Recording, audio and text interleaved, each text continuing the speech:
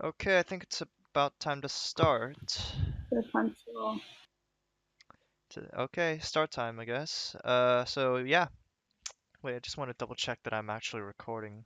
Yep, I'm recording and I'm streaming. All is good. Okay, so yeah, hello everyone. Welcome to the second LangLit revision session that we're holding here. This one will be pretty much on paper two strategies, and paper two techniques, how to do well, all that stuff. And yeah, so I'm Mythic, Mythic FCI, one of your co-leaders, and we have JV or as her server nickname is Jordan on here. Say hi. Okay. So uh, yeah, welcome to the revision session. Obviously, just a side note. Obviously, everyone does different texts for paper two, depending on your class, on your school, etc. And so, uh, unless we coincidentally happen to have, as in myself and Jordan, have the same text as you, we may not be able to give specific advice. This session is very much general techniques and general um, advice on planning, it's structuring, stuff like that. Also, by the way, if you're listening in on Twitch, I strongly recommend that you mute Twitch audio and listen to Discord audio. The Twitch stream will be delayed visually by a few seconds, but there will be parts of this presentation where we um, we want you guys to chime in both on text and on voice, if you're okay with either and okay with being recorded and all that. So yeah, just keep an eye on the Discord audio. So Jordan, would you mind introducing what a paper two is? Yes, indeed. You would mind? Ouch. Okay. I'm going to do that right now. So paper two is 2 hours long. No matter if you're what 2 hours long? No, No, it's 1 hour 30 minutes for SL, 2 hours for HL. I'm going to change that right now on the slide. It says 2 hours long for both. We get 2 hours if you're HL, and you get 1 hour 30 minutes if you're SL. Um, Basically, you will get 6 questions, and they're the same for both SL and HL. The only difference is that if you are HL, you will have studied 3 texts in your classes, and you can talk about 2 or more of them, whereas SL, you only be able to talk about 2 of the texts. So there are 6 questions. You pick one question, you answer that question. If you don't know what your texts are right now, I would be very concerned for you if you don't know what they are. So if you don't, I strongly recommend you get studying right now. But if you do know what they are, then you're only slightly screwed, and we're here to make you less screwed. Yeah. Oh, I really I forgot to actually talk about the what we'll cover stuff. So basically, yeah, I mean, there's not much to be said. We're just covering exam strategies, features to look out for in certain types of texts, patterns in past questions, and collaborative practice on unpacking prompts. So in terms of managing your time on a paper one, uh, okay, so this is slightly incorrect because obviously we forgot to put in the SL timing, but it's roughly the same. So obviously in all IB exams, obviously including the LangLit ones, you will get 5 minutes of reading time before timing starts. So before the 2 hours or 1 hour 30 minutes of your exam starts, you will be given 5 minutes of time to read through your exam paper. You can't write, but you can read, and this is incredibly helpful especially for us LangLit students, because during this time we can during this time, it's strongly recommended that you start getting familiar with your questions, start brainstorming them mentally, start thinking about which ones might be good for especially good for your text, etc., etc. Now, once exam timing starts, try to spend 15 to 20 minutes breaking down the question and picking a question and breaking it down. Um, Try to pick a question as soon as possible after starting the actual exam, because you really want to spend as much of your planning time as you can uh, looking at your chosen question and brainstorming possible ideas that you could discuss, rather than just debating between two questions. Uh, and if honestly, if you're struggling to pick between two questions, just literally flip a coin, mentally, of course, but literally flip a coin because there's really not the time that you'll lose in spending time debating between the two in your head will cost you more than the benefit of doing a question which might be only marginally better for you. Now, once you've picked your question, obviously you start mind mapping ideas, related ideas regarding not just the question itself, but also linking the question and its various aspects to your text. We'll get some more practice on this and we'll go through some strategies on how to do this later. Uh, but yeah, after that, after you've done all your brainstorming, you need to just start outlining your response. So just spend 5 to 10 minutes to put all of those ideas which you just mind mapped, again, we're going to get practice on that later, into a proper point by point, paragraph by paragraph outline. So try to find at least three common ideas between all of your text. One idea, at least one idea. Actually, no, it is just one idea per paragraph, my bad. Three common ideas between your text. We're going to discuss a little bit more later what an idea can actually be. But yeah, try to find three common ideas. So, Jordan, would you like to continue? Mm-hmm. So after you've outlined, you want to start writing, and you want to write as fast as you can while being mindful of resting your hand, because ideally you want to write as much as you're able to express well within the time that you're given. So yeah, basically what it says on the slide, right? Go ahead, do it quick. But the most important thing after you finish writing is to leave 5 to 10 minutes at the end to proofread your response. And I don't care how much you still have to finish your response, but you want to plan your time according to giving yourself breathing room at the end to read over. And I don't just mean skimming reading over, I mean reading everything line by line, checking for spelling, checking for grammar, checking if there's any points that you haven't elaborated on enough that you can then add to the end of your paragraphs. And as well as fixing any handwriting that might be a little dodgy, because if the examiners can't read what you write, well, then they're not going to be able to grade it. So checking for those kinds of things should be at the very end of your paper. Yeah, so that pretty much covers time management. So now we're gonna look a little bit at the rubrics. So Jordan is gonna take you guys through the SL rubric. The SL and the HL rubrics are very similar. The criterion are the same. It's just that HL has some different descriptors in regard, like different criteria or harsher criteria actually, in terms of what you need to do to get a higher grade. So Jordan, take us through the SL rubric. Yep. So hang on, it's just okay. It's up on your screen. Great.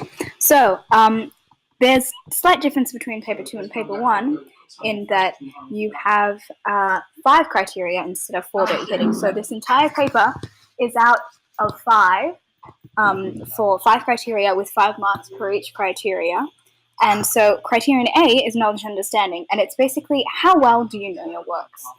This is one of the chances that you'll get to show off how well you understand the text that you were given. So the key things to remember are that you need to focus on the way that context affects meaning in the text. So regardless of what text you're doing, you should have in your class been discussing the external context and the internal context within the text. So that's stuff like, when was the text written? Who was it written by? What sort of background does the author have? How does all of that influence why the text was written the way it was written? And then how does that influence the meaning that is being conveyed by the text? So this is the criteria that you get to demonstrate all of that. And one of the ways that you will be able to demonstrate that, not just through including external elements like context, but also through your quote selection. So I think we're going to go into a little bit of that later, but you want to have quotes throughout your paper from throughout your text. You don't want to limit your quotes only to, the first 2 chapters in the book because that's all you read. If you do that, the examiners will have an understanding of your text and they will be able to detect if you're cherry picking from only the parts that you read. So that's for Crit A. For Crit B, you need to have I think for SL, this is a very good understanding. HL has an excellent understanding because the IB likes to screw us by changing the subjectivity. of the mark bands. So you need to have an awareness of the question, but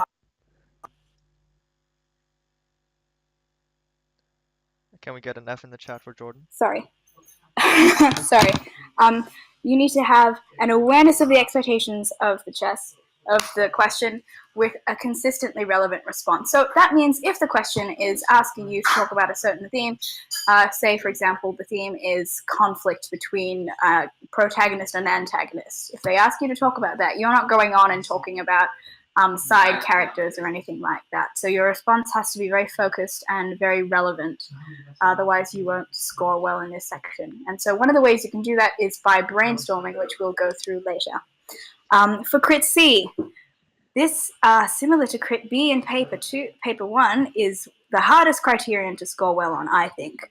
And that's because this is to do with the stylistic features of your texts and what the impacts of these features are. And I often find through reading past papers and stuff that my friends have written that if people always forget to do the second part of the criterion, which is to elaborate on the understanding of the effects on the reader. Lots of people forget to do this, and so one of the things that will help you to do this is basically by asking yourself a question every time you write.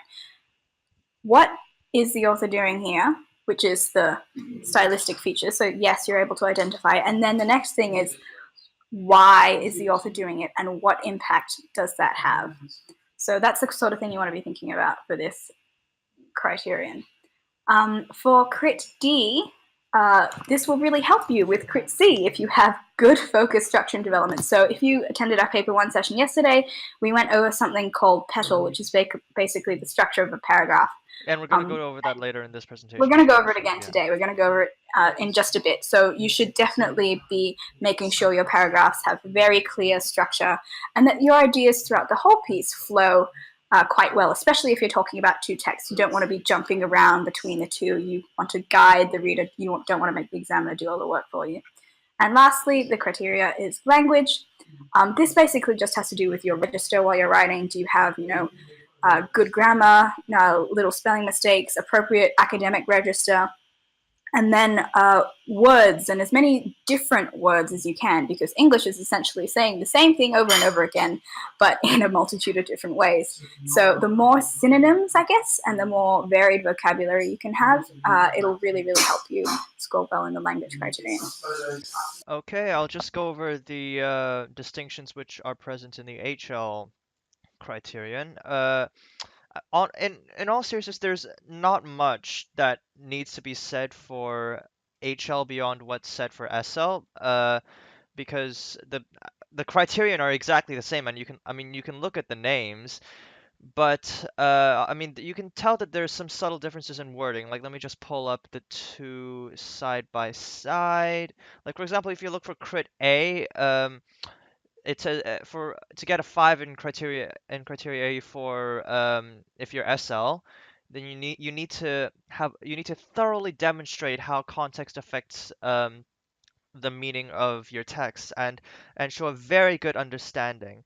And for paper 2 HL, you need to thoroughly and persuasively illustrate knowledge of your works and understanding of them. So basically what the IB is trying to hint at is that for HL you will be marked more harshly, and you need to demonstrate a more in-depth understanding of the influence of formal features like stylistic devices, literary devices, uh, themes, etc., etc., on your text, and also the influence of context on on the content of your text, the production of your text, the use of stylistic and literary devices, the interpretation of your texts.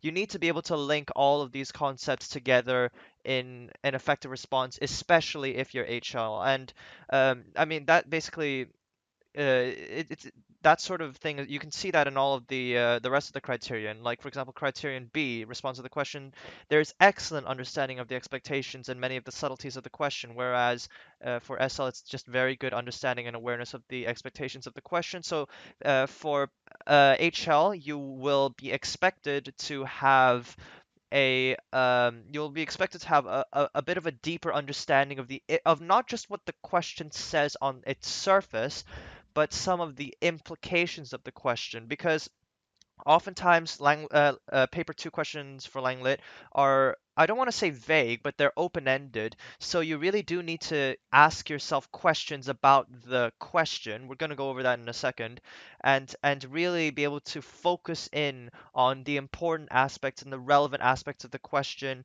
and how your texts relate to them individually, and also to some extent in comparison with each other. And I'm gonna just reiterate what Jordan said about Criterion C, about how it's quite difficult to score well on. This is especially true if you're HL, because of just the fact it's just the fact that unlike paper one, and paper one it's already difficult, but in paper two you don't have your text in front of you, so you don't it becomes harder to memorize or to learn certain uh, stylistic devices, and also memorize and also learn how they're exemplified in your text. For example, specific pieces of evidence, which only makes it all the more important that you prepare like hell for the paper. We're going to go over preparation strategies, but you need to have all of this stuff in mind. You need to have an in-depth understanding of how stylistic features, formal features, context, all of these various elements, not just for Crit C, for all of them, influence your text. And for organization developments in language, we're going to go over a suggested structure, or an ideal structure uh, in regards to organizing a paper two. Although really there is no one correct structure. You can structure it as long as you structure by main ideas that are shared between your texts, then you are pretty much good to go. Whether those main ideas are thematic, they're in terms of formal features, they're contextual, any sort of shared main idea should be fine in that regard. And language, just an extra point, because Jordan essentially covered language, and that's pretty much the same between SL and HL, except HL you're expected to write better. You're expected to have a stronger grasp of language. But I do want to make the point that you shouldn't be throwing a thesaurus at your responses. If you're gonna use big, fancy, long, complex words, you need to understand what they mean. You need to understand when they should be used, and you need to use them effectively. Don't name drop techniques or devices or contextual things. You need to be able to not necessarily explain them in great detail. A brief explanation should be fine in most cases, but you need to be able to grasp how exactly they're demonstrated in your texts. So don't just again don't throw a thesaurus at your responses. So just to respond, yeah, we're going to be looking at structure. So we're going to be looking at paragraph structuring, which is we're going to give you the acronym PEDAL, and we're also going to be giving you an acronym for remembering key elements of your text, tap dance. So we're going to go over that in a hot second. So just opening the presentation. Oh, yay, the next slide's on pedal. What a surprise. So, I wonder why. yeah. Oh, No, sorry, just keep going. oh my God. Okay, anyway, moving on. So, paragraph structure, paddle. Uh, so you may be asking, what is this? Well, here's the thing about structuring a paper two.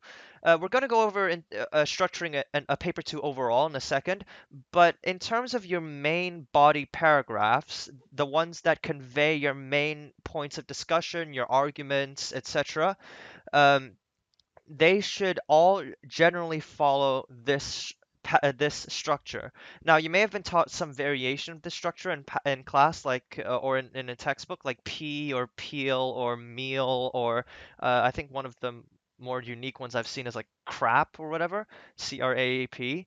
But the one that we're going to be suggesting here is pedal, because we feel both Jordan and I feel that It's an especially effective paragraph structure that helps you, at least when you're covering all aspects of it, it helps you really cover your basis in regards to in regards to structuring an effective analysis.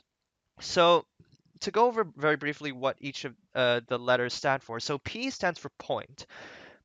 So for point, basically this is the first sentence of your paragraph, and in it you need to state exactly what you're going to be arguing. As I said, you can. As I said, main ideas in paper two can range from anything from thematic ideas to stylistic devices to anything else. But the most important thing is if an examiner doesn't know what you're saying, what the argument of your paragraph is, by that first sentence, you're doing it wrong. You need to make that explicitly clear in your first sentence. And now E, evidence. Now you need to provide evidence from the text by ideally quoting or paraphrasing. Although, as we're going to mention a couple of times in this presentation, obviously, since quotes are rather difficult to memorize, you don't need to memorize lots of them. You need a few, and you need to you need to select evidence from your text that you learn beforehand that can effectively support a response, but you don't need to remember like 50 of them. But you do need to, in any case, provide evidence from your text by quoting where necessary. Like if you want to demonstrate a stylistic or literary device, it would be ideal to provide a quote that explicitly demonstrates it, or by paraphrasing or summarizing certain sections of the book to at least be able to show that you know which parts of the book that you're referring to support your text. Sorry, which part of your text that you're referring to support your analysis. So, and then finally and then now you have T, techniques. So now you've provided your evidence. You provided your quotes, your paraphrased sections from the book, your summaries, whatever. You have a bunch of evidence, but on its own, it doesn't mean anything. You need to identify what exactly is present in your evidence that causes a certain effect on the reader. You need to identify and state, for example, are similes present here? Are metaphors present? Does this demonstrate a certain thematic idea within your texts? You need to state those techniques. And then that segues into analysis, which is very much interlinked with techniques. Once you've identified your techniques, once you've stated the name of them, obviously just name dropping techniques like simile, metaphor, etc., is not going to get you marks. You need to analyze the effectiveness of those techniques being present in terms of how they cause a certain effect on the audience. You need to be that is that is something that a lot of people forget. A lot of people just name drop techniques and devices and whatnot, and they forget to explain the most important part of any paper two response, which is to explain how whatever you're saying, whether it's contextual information, formal devices, a theme, affects the audience. What message does it convey? How does it affect the audience? Does it convey a certain tone, emotion, mood, or advance a certain message? You need to be able to analyze that effectiveness. And finally, link. You need to now that you've made a strong coherent argument regarding a specific point, you need to link all of that arguing you just did regarding that point to the overall thesis of your work or your response. Sorry. I just spoke like a Canadian for a second there, um, but yeah, you need to link the argument you just made to your overall response. Like to distinguish what a thesis is and a point is. A point is a specific argument about a single main idea, like a single theme or thematic idea. But your overall thesis should be relating to some purpose or intent of the author or some effect and the resulting effect on the reader. Such as, for instance, while a point would be something like a text use of diction, uh, a thesis would be something like how a text conveys the thematic idea of the uh, power or spirituality of nature and awes the reader in doing so. So that's really the distinction that you need to know, and you need to link those main points back to your back to your main thesis. Yeah. And as Justin said there, a clear, concise point with a few flaws is better than an amazing point that can't be understood because of your sentence structure. Yes, clarity is incredibly important when you're writing a paper two, or really anything in LangLit. You really need to be clear, concise, and coherent, and make sure the examiner can understand you. Okay, so this is an example petal paragraph written by, I think, Jordan. Um, yeah, it is written by Jordan. It wasn't written by me. So, yeah, so as you can see here in this earlier slide, we had for point evidence techniques analysis link, we had colors for each of them, and you can see we've colored in elements of this response, which of this paragraph, sorry, which was shortened from a paper two response written by Jordan. Um, we've colored in different parts which correspond to the elements of petal.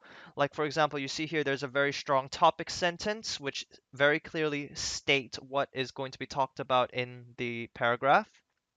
Well, it's really two sentences, but that's fine because the first one already essentially makes it clear what the topic is. And then you have the evidence here, which is a quote from a chapter of the book of the text, which Jordan then goes on to talk about the technique.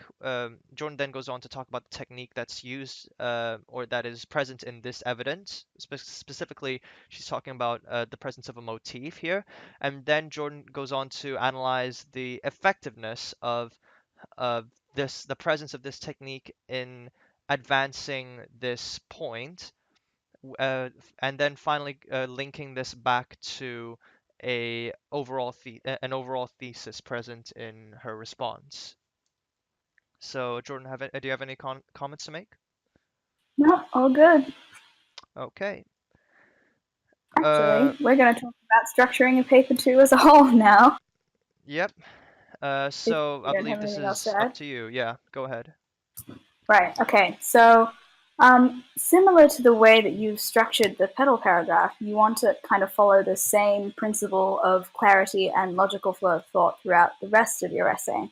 So, keep in mind that there is no one way. We can't tell you, oh, first you talk about this, then you talk about this, because one, everyone's doing different texts.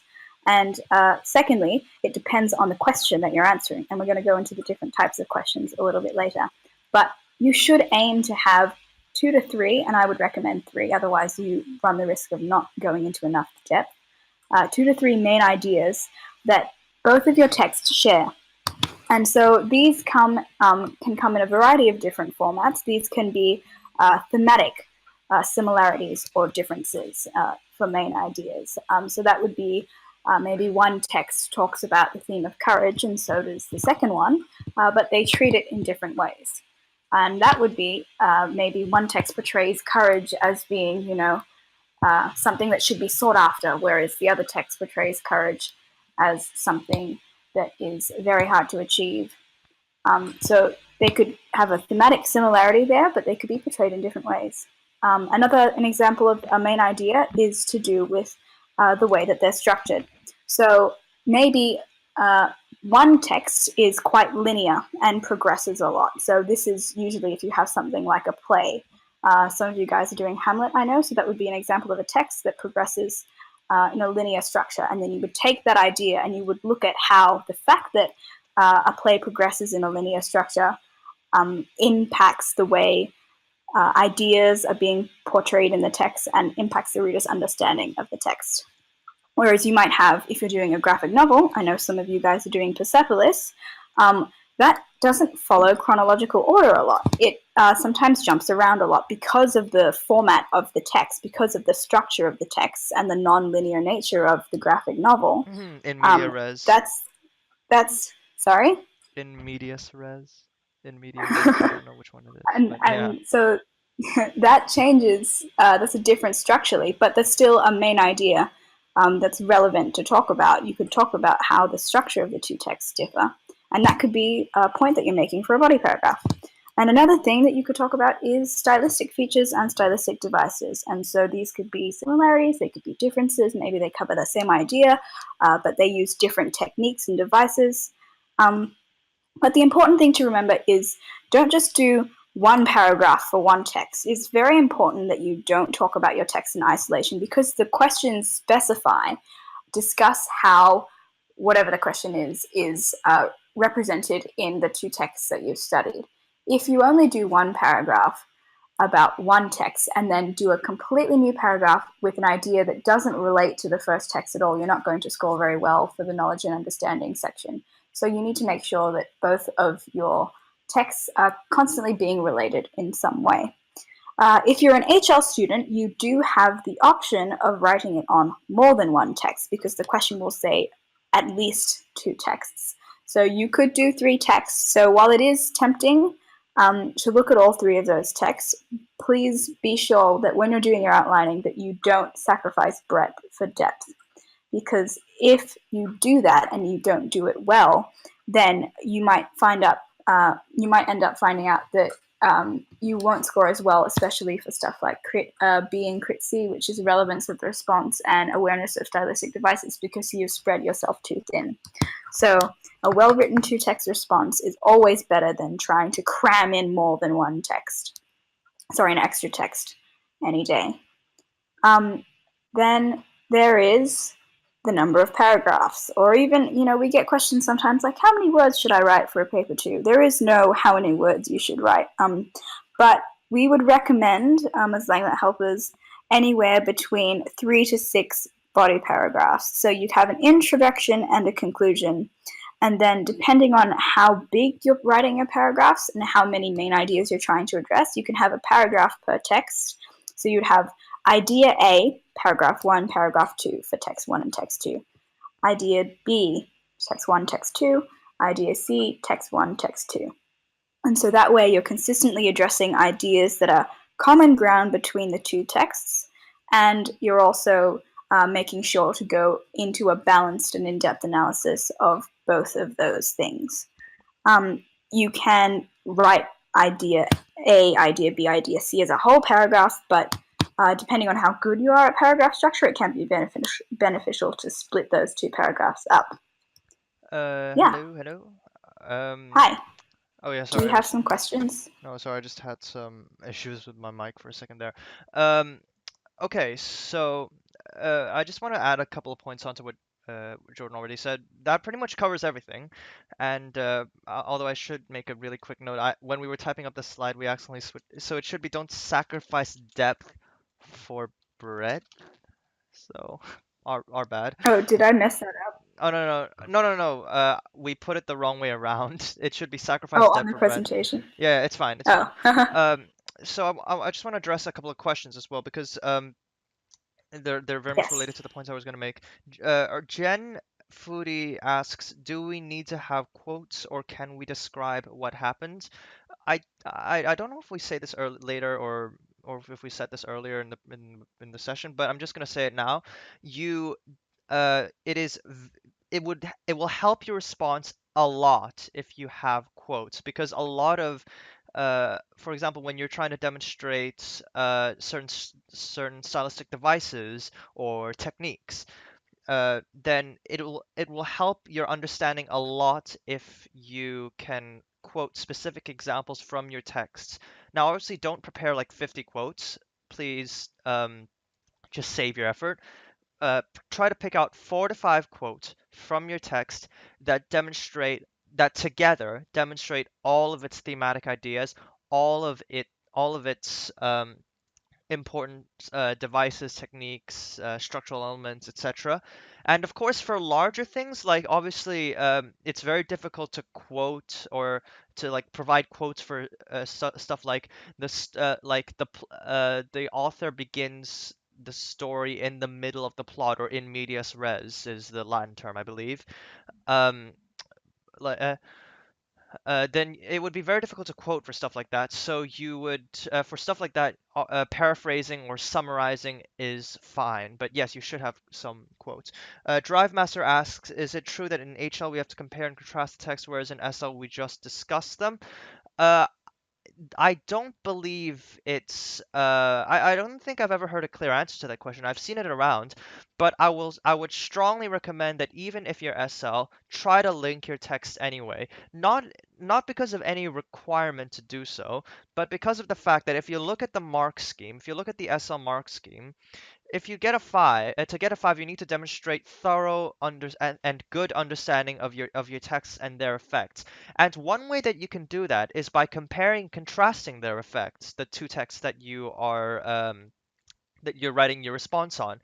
Because if you know enough to compare and contrast them, that clearly indicates that you have a great degree of knowledge and understanding regarding your two texts. So I would strongly recommend that um, you compare and contrast rather than just discuss. And Drive Master, just to address your second question, um, you can you can discuss one text per paragraph. You can discuss two texts per paragraph. As Jordan said, my personal style is to do two texts in one paragraph. I believe Jordan prefers to do one text per paragraph. It just depends on how Exactly, you and prefer that's to write. fine. What, sorry? I think that was a little bit of confusion before where we said don't discuss the text in isolation. So I just want to clarify that. You can do one paragraph on one text. What I meant before when I said you cannot do a paragraph per text is if that paragraph is in isolation. As in, if that paragraph is not linked in some way or in to the second text that you're doing. So, is my mic? Can you hear me? Hello? I think it's fine. Oh, okay. It's probably just your bad internet, Justin. Aww. um, yes. Oh, okay. Question just came up. Should a paragraph be for one text or a paragraph for one theme or stylistic literary feature device? That's so. It can be. It should be both. I would say. To answer your question, Drive Master, the thing that you want to have for each paragraph is a significant idea, and that idea can be a theme. That idea can be a feature or a stylistic device or a handful of those that is contained within that text. You could do one paragraph, say the paragraph was about metaphor, and you could have, I'm going to discuss text A and metaphor in text A, and that's my paragraph. You're allowed to do that. You could also potentially, if you have a metaphor that's used significantly in two of the texts that you've done, you could have a paragraph about metaphor, how it is used in text A and text B, and that could be a huge big paragraph. Or you could split those two paragraphs up into paragraph 1, paragraph 2, where both are talking about metaphor. One is talking about text A, and one is talking about text B. So all of those options are perfectly fine. Yeah, Um, just to yeah, I make the hope note, that's clear. like we're saying that you can comment on one paragraph per text. That doesn't mean that you should have just three body paragraphs, one of which is one text, one of which is another text. We've said this earlier, but I'm just going to reiterate it again. If you like, you should aim to have 2 to 3 distinct main ideas. You can have two paragraphs per main idea, one per text, but you should still have 2 to 3 main ideas in total that are shared between your text. Now, whether you convey that main idea or your discussion of that main idea in one paragraph, or if you do it in if you do it in two paragraphs, one per text. My personal preference is one paragraph, but that's just because of my writing style. You can, if you prefer two, that's completely fine. Um, but yeah, you should still have shared main ideas. This is just the separation into paragraphs is just a text-based thing, but the main ideas is the concept of having 2 to 3 distinct shared main ideas is, well, it's still there, is what I'm trying to say. I'm going to bring up something about quotations because Justin made a comment in chat that said, don't learn any quotes and paraphrase everything. And I think Mythic already brought up quoting and how many quotes you should be trying to remember. It's not the if you cannot remember the exact phrasing of the quote, but you should be able to generally get the main ideas of that quote. If you mess up the order of the pronouns, if you put the character's name at the beginning of the sentence when it should have been at the end of the sentence, that's not a big deal. The point is that you have a few consistent and very deep quotes that you can pull a lot of analysis out of that you then use as the evidence for each of your paragraphs. Yeah. Yep, I think that's everything regarding structure and all the questions that have been asked so far. I'm gonna just move on now to tap dance, which is our handy little Woo! acronym for remembering some important elements of text. Now, you may have been taught other methods of remembering this, like ACTSS, ACTS, or the Big Five, but this is we believe this acronym is the most comprehensive, and it really helps you remember all of the important aspects of text that you should be commenting on. So, just to start off with, first T, text type. What text type is the text? And therefore, what text type specific features does the text have? As for example, obviously I mean, this should be pretty obvious to identify. For example, if you have a comic, then it's going to have graphical or visual elements. If you have a novel, then it's pretty much just plain prose. If you have a play, then you're going to have stuff like stage directions, etc., etc. So you see how I'm identifying the text and also some text type specific features, as in elements of language that are unique or common within that text type. And then later you're going to be linking this to the effect, but we're gonna talk about effect later. So once you've identified the text type and therefore text type specific features, you want to talk about the author. So who wrote the text? What's their background? Uh, for instance, did your author, like for example, I studied Frankenstein as one of my texts, written by Mary Shelley. Um, like for instance, I could talk about Victorian gender norms and stereotypes at the time. I could talk about Mary Shelley's rather troubled upbringing and her perhaps the rather traumatizing experience she had with losing all but one of her kids.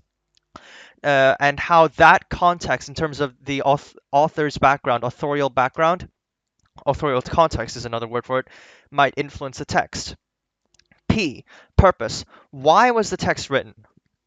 Now, for paper two texts, like literary, which are all literary texts, this is going to be a lot more implicit than, say, if you're looking at a language text or like an informational discursive text in paper one. But you should look at why was the text written? What implicit messages does your text convey? What uh, thematic ideas does your text convey, and why does it want to convey them, or why might the author want to convey those ideas?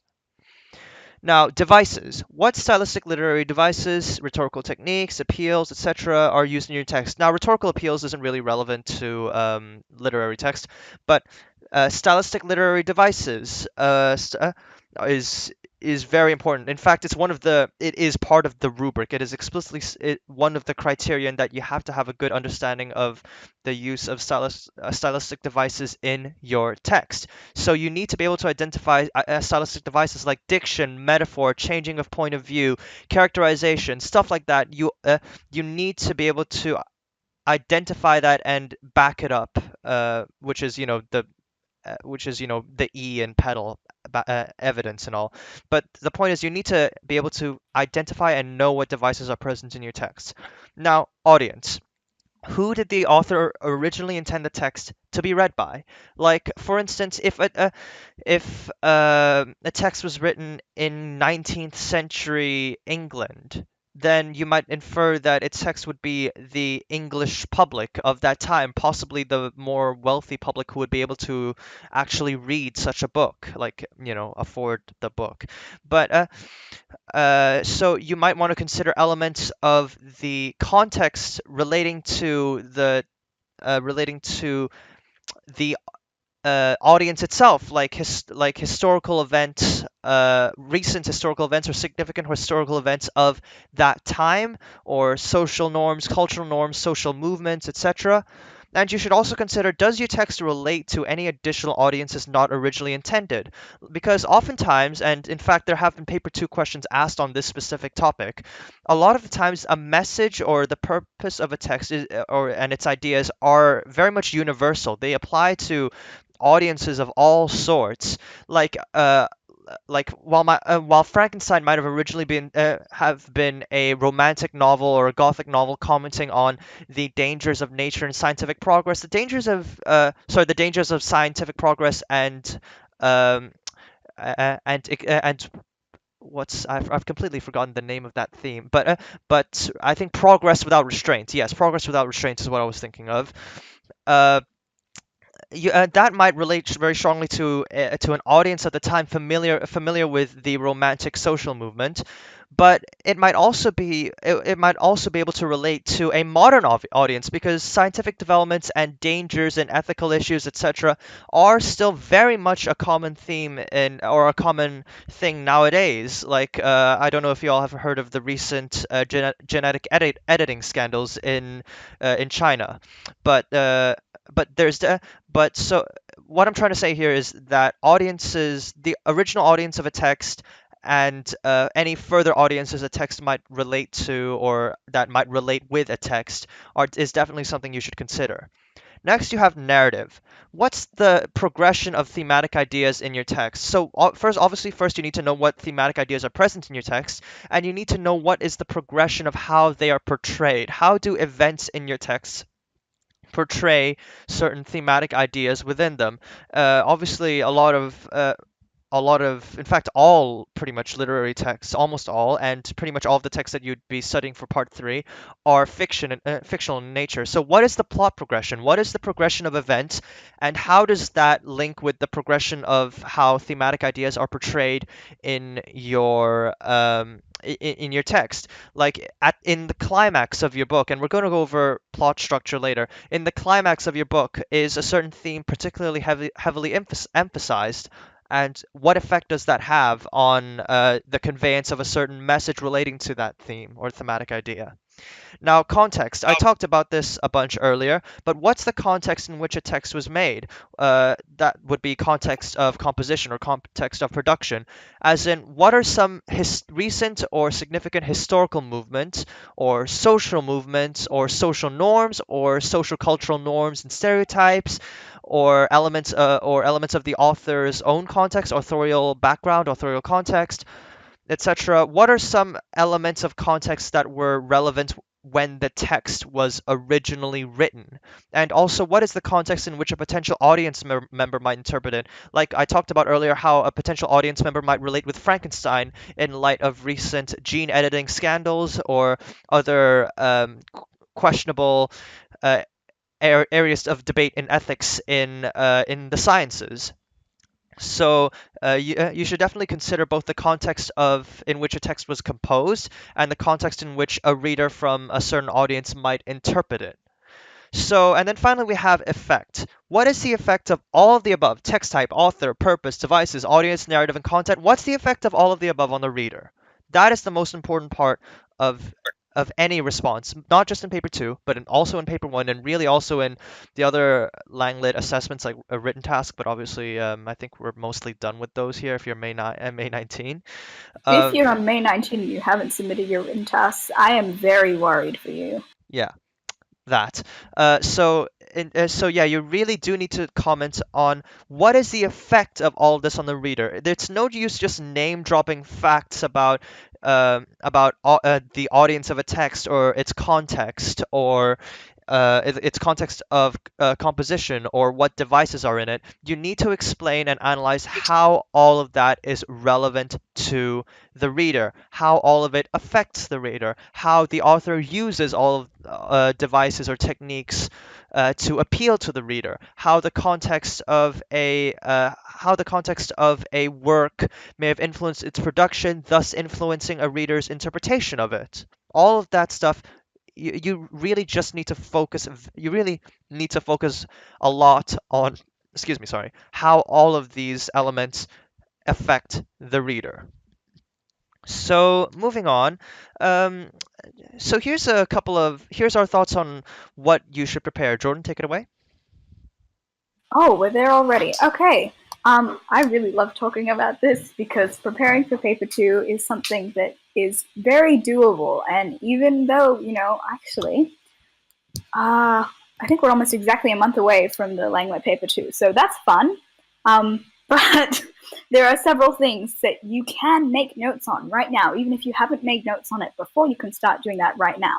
And so this list that you see on the slide right here, context setting, plot progression, characterization, symbols and motifs, themes, formal features. These are things that are guaranteed. Either you'll be asked a specific question about it, or you'll be able to easily pull into almost any argument that you're making. And so that's why we're really recommending that you make notes on this.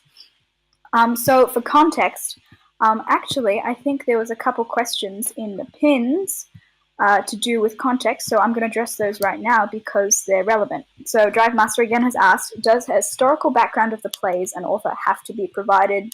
It was mentioned that we should do some research of the history of the plays and the authors, but should we be able to discuss that, and will it contribute to the response? The short answer to that question is yes.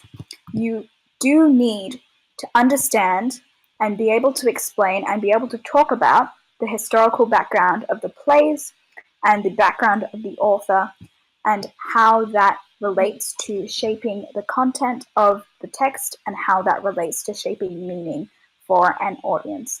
So context, actually, I think we might go over this a little bit later in terms of setting, but context is basically when was the work written, what was happening in society at the time that the work was written. So, for example, if you have a work like Persepolis that was written, part of the context that you would need to be able to discuss is the context of the Iranian Revolution and how that shaped the way Persepolis was written and It's why pronounced the author... Iranian.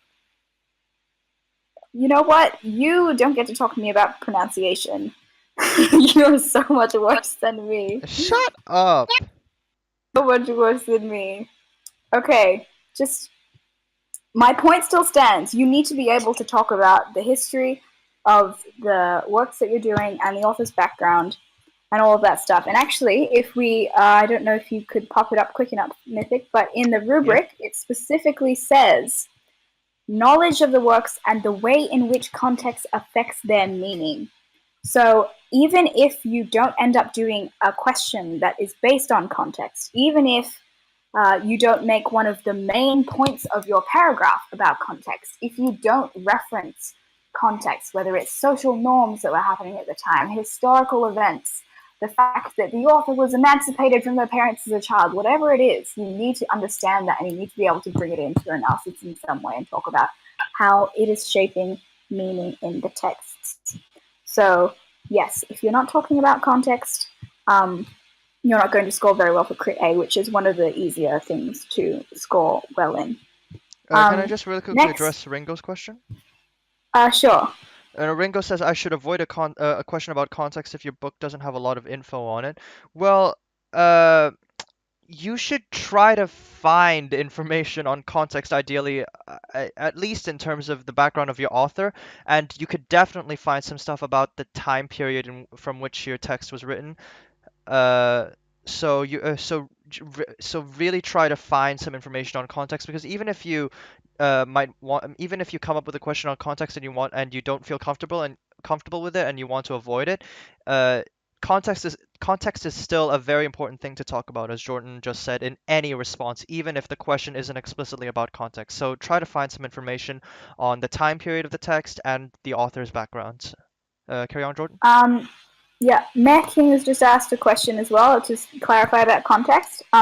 So context, internal, external, meaning the context of the plot of the novel and the context of the author, respectively, sort of. So I'll give an example with one of the texts that I did in year one. So I did The Bloody Chamber by Angela Carter. So the internal context of that particular work would be what's going on within the work itself, what's happening in this fictional universe. And so I would bring in stuff about Gothic literature and, the time period and the countries in which the novel, The Bloody Chamber, is set in. So that would be the internal context of the work. The external context is what is happening outside of the work. And so that would be where I would bring in stuff like the author's background. So Angela Carter and her role as a feminist writer and the feminist movements that were happening at the time that then shaped why she wrote The Bloody Chamber in the way that she did. So yeah, there's two types of context. There's internal and external context. They both fall under the category of context of production, and you should be talking about both of them if you can in your text. And just really Justin, quickly. I'm gonna, Oh, sorry. yeah, Justin said the reason why context is so important is that it dictates the purpose of specific literary devices or plot devices, as well as dictating our knowledge about the author's purpose. Yes, Very much that's so. exactly Just a very that's quick exactly why comment. you need to talk about context. Yeah, just a very Yeah, quick go ahead. comment about Drive Master's question. Should we do research on the historical background and the plays and author? Yes, do some research on that and provide it if you can, because in any response, again, even if the question doesn't explicitly ask about context, commenting on context for the reasons that Justin just said is incredibly important. So yeah, carry on with your discussion of what to So prepare. that's why you should have notes on context. Then we have setting, and it kind of overlaps a little bit with context, but setting is very specific to the text. So where is it set? What are the locations specific? So it's a little bit more detailed than the internal context of the text. You want to talk about, is it set in a house? Is it set in an apartment, in a room? Is it set in a specific country? Is it set in a war zone? Is it set, where is it set? And why, how does that setting change throughout the text? And how does the fact that the setting changes influence how we understand the text, influence the characters? How does it influence the themes and the purposes that the author was trying to convey with this text? Or maybe the setting doesn't change. One of my texts is set in a house, and we don't go outside the house. It's in this house the entire time, but the fact that the setting doesn't change is a metaphor for the main character's feelings of entrapment and how she is constantly is confined by the environment around her, which is an extension of the social norms at the time. So setting changes or setting remaining the same, both significant things that you should be noting down in your notes as to what the author was thinking, why they were thinking it, and what their intention was with changing the setting and what the setting might be able to represent. The next thing you should have notes on is plot progression. Now, if you're one of those people that, didn't really read the text because, it's English and I don't really like English and it's kind of boring and it's this really long book and I don't really want to read it because it's a book and I don't have time and I'd rather be doing other stuff, this is probably something that you should be doing for your notes. So even if you don't have time to read the books again between now and the exams, although I'd strongly recommend that you do if you haven't already, try and find summaries of the books. Try and get a general idea of what happens in the book, because this is often really, really important to understanding how themes and characters and everything changes throughout the book. If you don't understand the general events, then you're going to have no idea of why it's important the way something was portrayed in the beginning versus how it was portrayed in the end. So at least make an attempt to understand what is going on in the book, and especially if it's something that jumps around a lot with time zones, not time zones, like temporal shift kind of stuff. You really want to make sure you have an idea of what's going on in your text, basic stuff. And Mythic's going to talk a little bit later about plot in terms of literary conventions and why that's an important thing that you should be discussing in your response. The next thing that you should have is symbols. No, I can't read. Characterization. So all of your texts have characters. That's like a fact. You will have characters, and you will have different types of characters. And I'm going to go into a little bit later about the different types of characters and why characterization is important. But often, a lot of the questions you will be asked have to do with the impacts things have on the characters. How has a character changed over time as a result of a certain theme or as a result of an external influence? How are these characters changing? How are these characters being portrayed? And most importantly, why is it significant that the characters are being portrayed the way they are? What do they represent? Because they're not just a literal version of what they are in the book. The author has chosen to write this character this way for a reason, to represent a certain stereotype, to challenge a certain idea. Everything was written with intent, and you need to be able to pull out how the characters are being described and why that is significant. We also have symbols and motifs. If you're doing literary text, which we all are for this assessment, it's very highly likely that the symbols and motifs that you go through are going to be very prominent. And you may well get a question that is literally just, what are some of the symbols in the text, and how are they portrayed, and how does that shape significant ideas? Obviously it'll be phrased a bit better, but you could very well get a question like that, and so you want to have a good understanding of 2 or 3 prominent symbols and motifs that exist within your text. The next thing we have are themes. This, again, something universal. If you don't talk about themes in your paper 2 response, I'm going to be a little bit worried for you. Themes are just general ideas. Themes are, I don't even know how to explain this properly. Themes are ideas and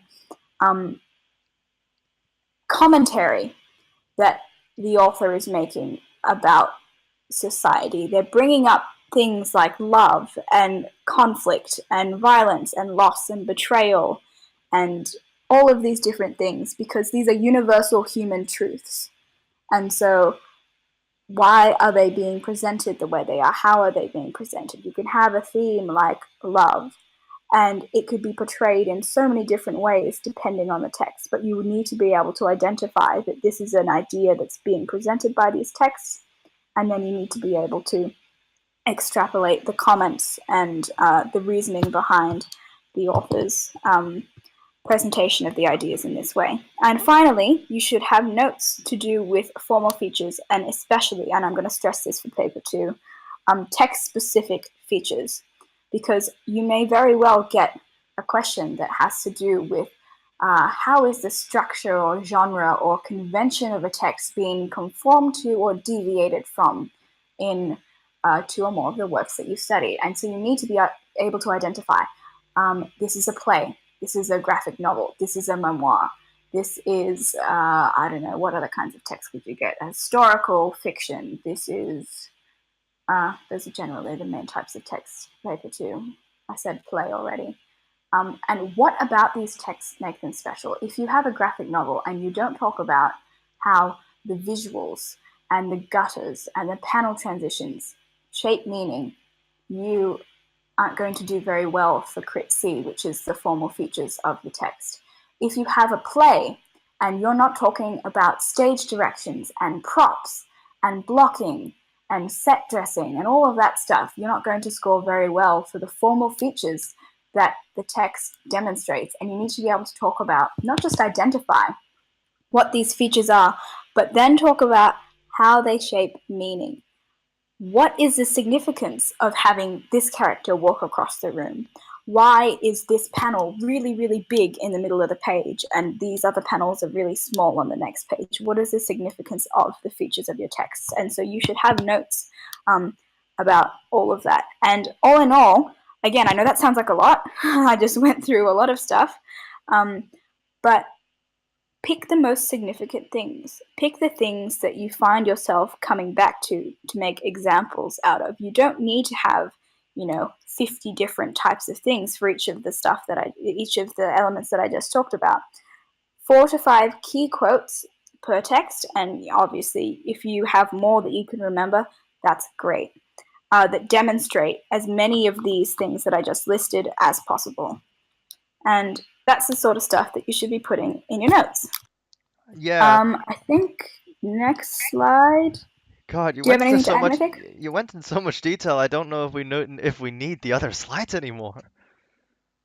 Oh, sorry. It's I'm sure. No, it's no, it's fine. still There's relevant. stuff. Still relevant. Yeah, there's still stuff on the other slides. I'm just gonna address some Can I address some questions real quick? Yep. And then if you're worried about what I just said and you're like, how the hell am I going to organize everything? I've got something coming up for you. Yes, she does. All right. I believe it's on the next slide. Yes, it is. So just answering some really quick questions. Meh King asks, for pedal, how do we incorporate the effects of the text to the paragraph?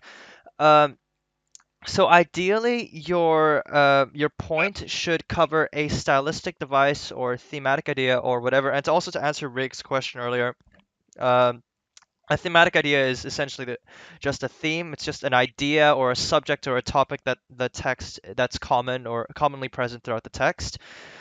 So you should ideally talk about that main idea, stylistic device, thematic idea, whatever it is, and then it's that specific thing's effect on the reader. And I think Jordan already answered the question about context internal versus external. So I'm just going to unpin both of those. And if you find the time period of the text, so rig, that's a good question. You should comment on both because there are two types, as I said earlier, there's two types of context. Context of composition is the context, as in the historical, social, cultural, political, etc., context which was relevant at the time when the text was being written, and that may have influenced the author in writing the text. And there's also context of interpretation, which is the context in which a reader or a member of a certain audience, a certain specific audience, might interpret a text. So, like for example, whereas Frankenstein might have been originally written in the context of 19th century England, that would be its context of composition. Its context of its interpretation today might be contemporary, might be contemporary. Um, Social norms, cultural norms, etc., etc. Also, contemporary historical events like ethical scandals in science, for example. Don't you? Don't we have a slide for this later? Yes, we do. Uh, We have a we have a slide for this later. Okay. okay, so Okay. now your notes So organizer. all of that was a lot. Yes. So if you're worried about how you can structure this, we will share this link. This link is on the ACET Notes website, which is in the pins. It's a sample organizer of how you can start to collate your notes and ideas if you haven't already, for all of the stuff that I just talked about. So I don't know if you're gonna open it now, but you don't have to. But basically, this is how I'm organizing my notes. Just make a copy of it, delete the stuff, obviously fill it in with your own things. But yeah, if you can have this as a sort of study cheat sheet thing that you can maybe print out, highlight stuff right before your exams, this is the sort of stuff that you can remind yourself of I'm to begin reviewing. just gonna open it Yeah, really so quickly on my screen. handy little graphic organizer for you there because I So love making graphic organizers. yeah, I believe the link for this is on the ACIT notes. I'm just gonna really quickly. Yep, Yeah, yep, it is. it is. Actually, you Okay, know we're what? good. I'll paste it right in the chat for you guys right now. Yeah, okay. So it's basically just got stuff like this. You can just fill this in. Jordan is incredible like in putting in the effort to actually make it. Like big props to her. No, Uh, you. okay. So do you think we should move on? Anything else that you think needs to be commented on? Nope. I think we go into more detail about specific stuff. Yay. So have Just a very fun. quick, yeah, just a very quick note. Obviously, this is just some stuff to prepare days before the exam because all the stuff we said just now was very long term, as in you should start it right now. Um, but yeah, so even now, and also especially days before your exam, start thinking about the key thematic and technical aspects of your text. Look at past questions, break them down, make theses relating to your text, and if you'll notice on Jordan's organizer, you'll notice that she's made thematic statements for each of her texts. That's something that you can do now. You can make statements relating to each of your themes, the effect on the reader, etc. So you already have basically prepackaged arguments that you can just fit into a question. And of course, as the exam approaches, review your evidence and your notes, quiz yourself on key elements of your text, practice writing out key elements of your word you forget, stuff like that. So in terms of linking your text and analyzing, going into the next little bit of our session. So in terms of linking your text, when you prepare for paper two, you should try to find links between your text. As in earlier, we talked a lot about main ideas in terms of Main ideas as in like we should have 2 to 3 common main ideas throughout your text. Now this is basically what we're talking about. You need to find links between your text, areas where you can compare and contrast them. Again, these can be thematic, stylistic or literary devices, techniques, etc. And there are 3 common types of similarities and differences between your text. Look for these 3 patterns in your text right now when you're making notes, of course, and also keep these in mind when you're just trying to think of how to answer an exam response. So texts often either convey the same idea, like nature, or approach the same idea, but in different ways, like through conveying the same message about nature, say that it's all powerful, but perhaps conveying it in different ways, different devices, techniques, as influenced by different. As influenced by different devices, uh, the audience is thus affected in different ways. So, Mythic, sorry to interrupt. We've had a little request in chat just to go a bit slower, so sorry if oh you got a yeah, little lost there. Yeah, we'll try to slow down. okay, sure, sure. Yikes regarding the export options. Jordan, maybe you could fix that. Just to go over that again, you can so the th- one of there are 3 common types of similarities and differences. So text may either convey the same idea but convey them in different ways. Again, this is through different devices, stylistic devices, techniques, etc. Or they may use similar devices and techniques, but for different purposes to convey different ideas. Like, for instance, both texts may use emotive diction, but to convey contrasting views on nature. Perhaps one text might convey a more positive view, whereas another text might convey a more negative view.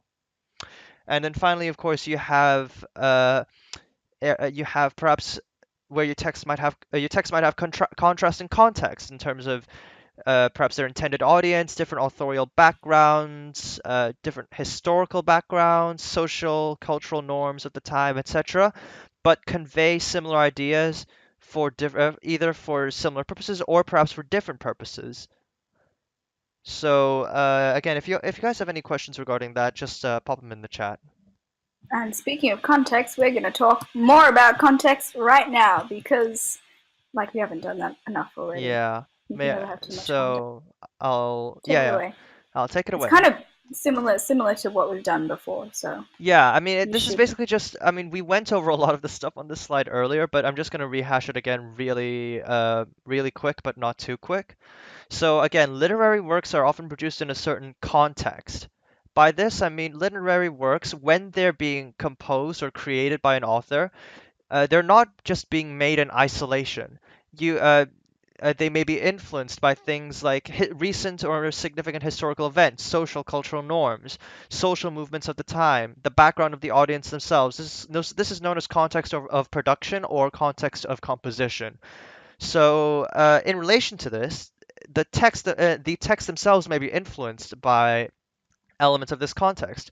For instance, a text might be produced to implicitly support or espouse a certain social movement or a certain social or cultural norm, or it may be produced in reaction to such norms to oppose them, perhaps, or in reaction to norms and movements, or it may be both, because you can have texts which are produced in reaction to one movement to espouse another, like in reaction to the ideals of the Age of Reason, to support the ideals of Romanticism.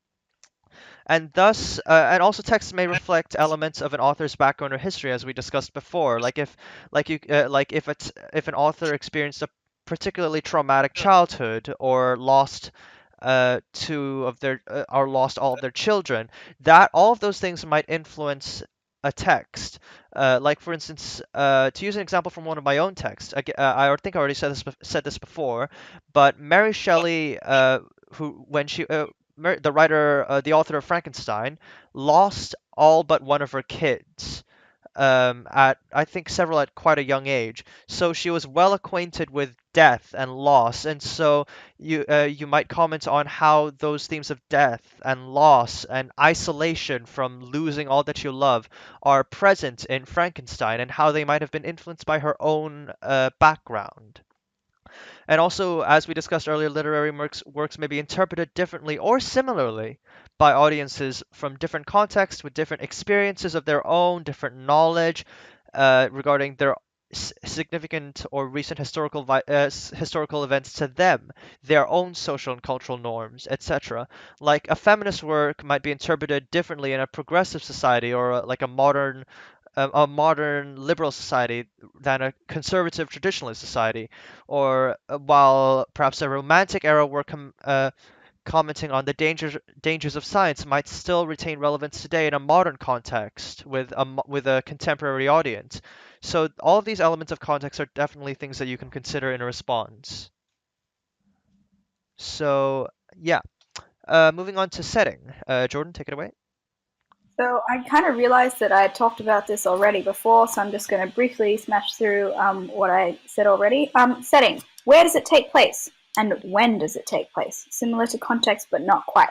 One thing that I find helpful is to go from small to big. So where does it physically take place?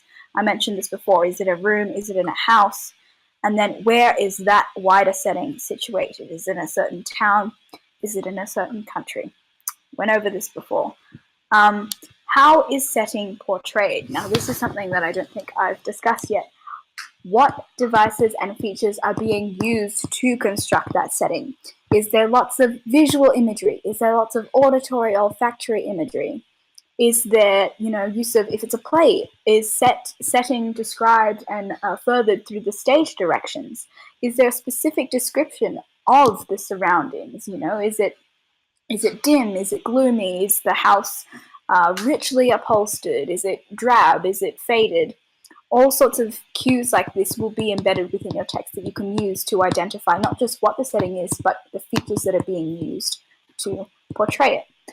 Maybe the narrative perspective that the text is in will influence the reader's understanding of setting. If you have a play, consider that there are two audiences. There is the reader who is able to read all of the stage directions and has a more omniscient perspective on the text, and thus they will have a greater understanding of the setting and its significance.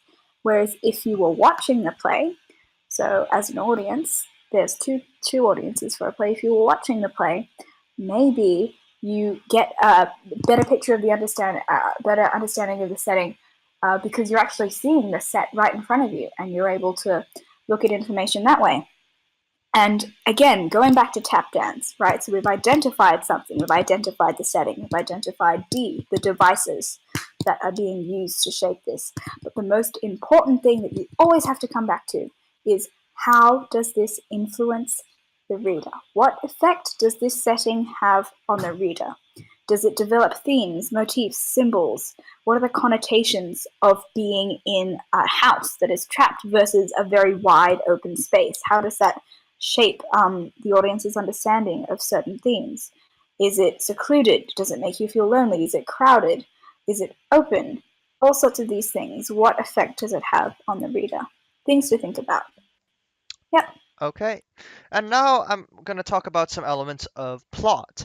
So, obviously, a lot of the works, in fact, I think pretty much everyone here is doing, and pretty much everyone worldwide is, most people are doing fiction, text of fiction for paper three, paper two, part three of the course. So it's definitely worth talking about the plot of a text and how certain events might fall within the plot progression of a text. And one thing that you can often look at is what's known as Freytag's pyramid, which details the progression of plot in text. Now, this is a linear progression, so there are texts that I'm gonna talk about in a second. Just a very brief note: there are texts which do start from a certain from a different part of this rather than starting straight here at exposition. Like those are texts are generally known as in medias res, which I commented on earlier, which is when you're basically introduced to the story midway through it. Um, but essentially, the plot of so you don't have to memorize the name Freytag's pyramid, but you should memorize these elements of a plot and see how they might apply to your text and which parts of your text are those correspond to these elements of plot which are present in most texts of fiction. So first you have exposition. Exposition is essentially information that's conveyed early on about the story's setting, characters, internal context, that is like stuff like when it's set, the location, etc., to set up the story itself. Then you'll have an inciting incident, which is a major event which sets into motion, or rather, or should I say, kickstarts the progression of the story. Like for instance, Frankenstein, which is a little bit of an unorthodox example because it starts in medias res. Um, but for example, it starts with a little bit of exposition in explaining the basic setup of the location of the characters. But then there's an inciting incident, which is where Robert Walton, one of which who's an explorer going on an expedition to the North Pole, finds Victor Frankenstein, which should ring a bell. He's the scientist who created the monster in Frankenstein. So you see how there's exposition and there's an inciting incident. Rising action refers to events which develop the story further, building tension, like events leading up to something.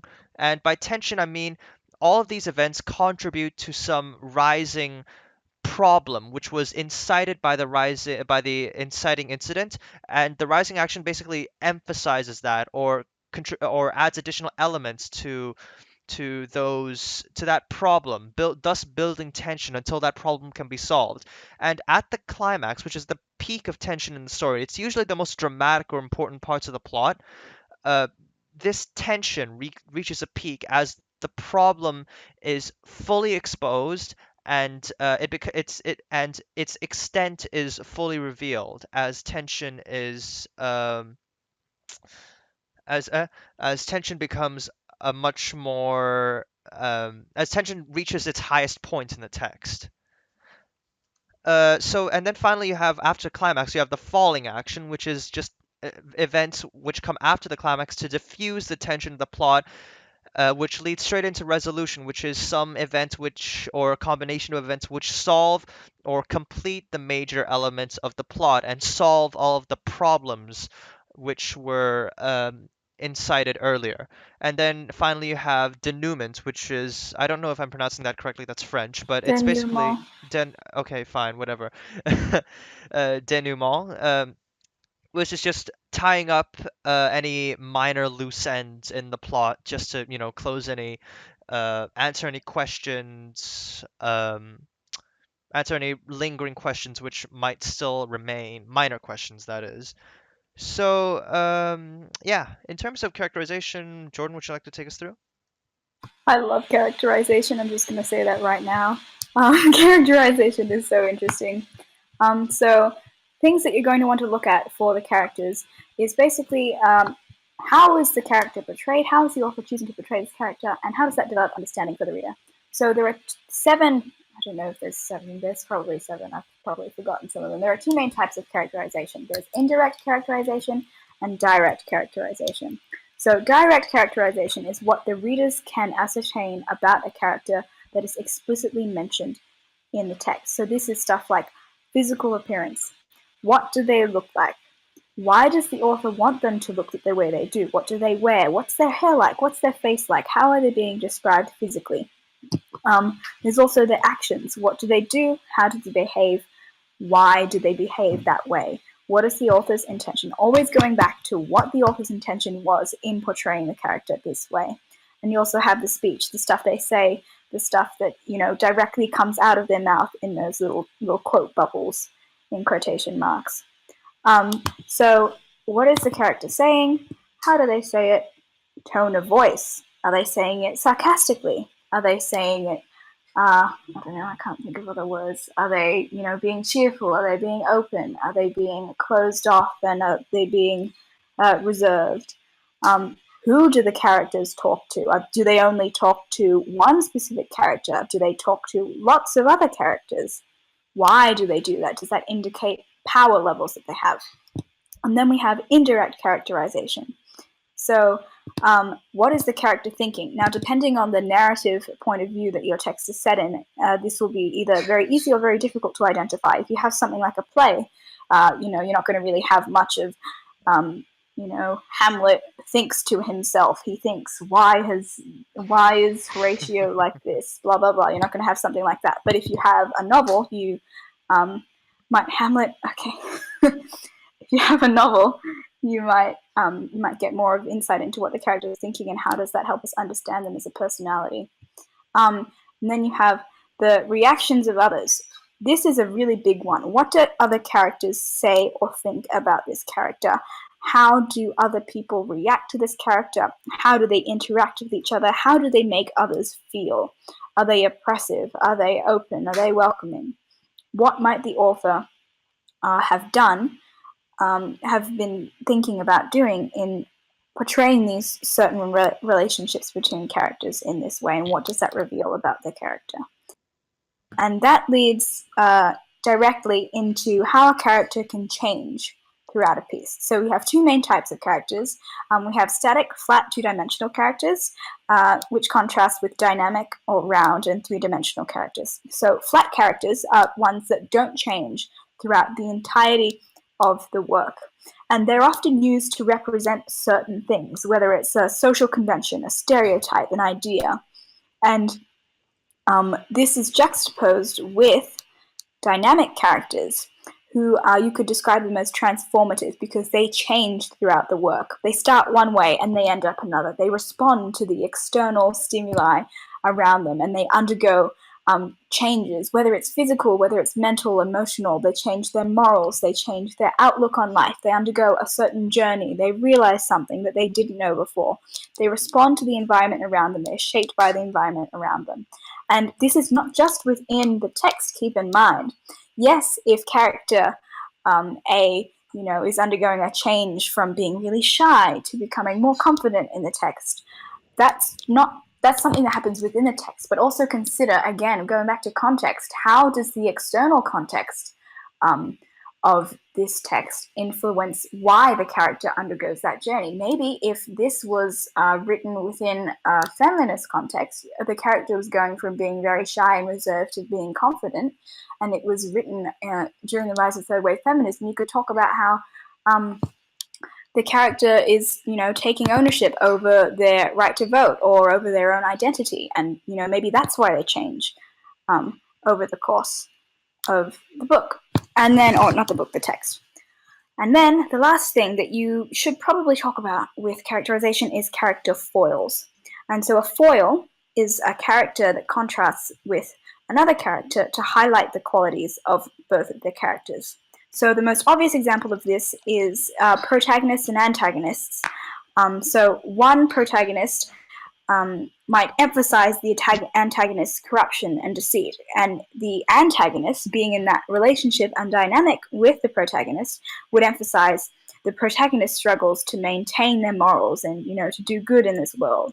So what you need to think about is why the author is contrasting these characters. Why have they chosen to compare these two characters with each other? What sort of commentary is the author making about society as a whole by including this relationship? So to use an example from one of my texts, I have a character foil between two female characters in my texts, and one of them is described as, she has luscious hair, she has blue eyes, and, she's this stereotypical, very she's an archetype of femininity, basically. And the other female character is the exact opposite. She's described as having mousy brown hair. She's thin. She's got a sallow face. She's grumpy all the time. And what is the author trying to do by contrasting these two characters together? What sort of commentary is he making about females and, the way they interact with each other and the way they're represented in society? So yeah. We don't talk about characters, you probably should, because the whole book is based on characters. Yep. Also, sorry if you just heard me choke. I was drinking water and I choked on.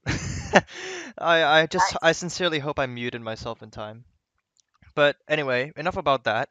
So talking about some the talking about symbols and motifs, which is another important convention of literature which you should pay attention to. Now, a lot of people struggle with distinguishing between the two. And so basically, what symbols are, so we're going to start off with symbols. Symbols are specific elements of a text, not really ideas. These are actual tangible things like places or objects or stuff like that. Um, like perhaps a gun or the sun. I did not intend for that to rhyme, or or perhaps a river, so things like that. But those are specific, tangible things within the text that have some deeper meaning in relation to the text and its messages, ideas, concepts, themes, etc. And the reason why they exist and the reason why authors use them is because they can help in a reader's understanding of certain ideas, concepts, themes, etc. within a text.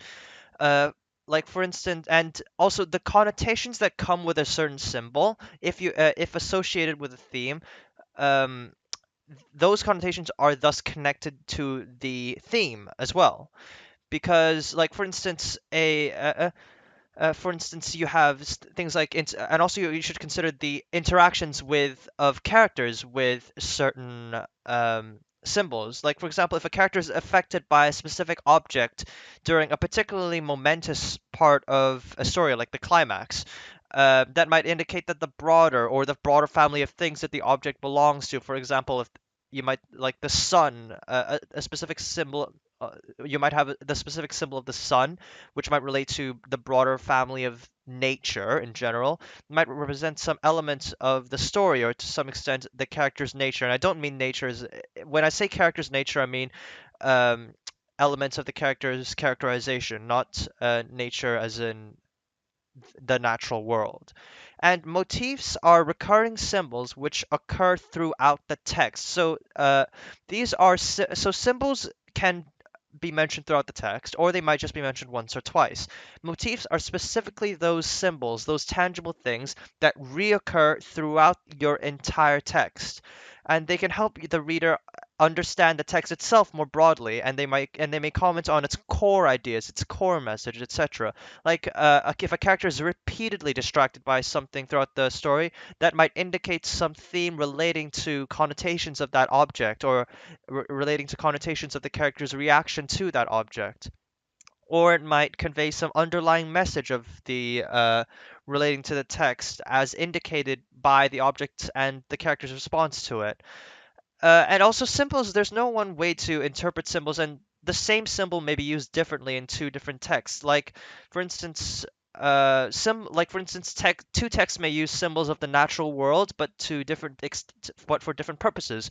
For instance, for my text, I have Frankenstein, or in fact, not Frankenstein. Let me talk about another one. Siddhartha, which is one of my texts.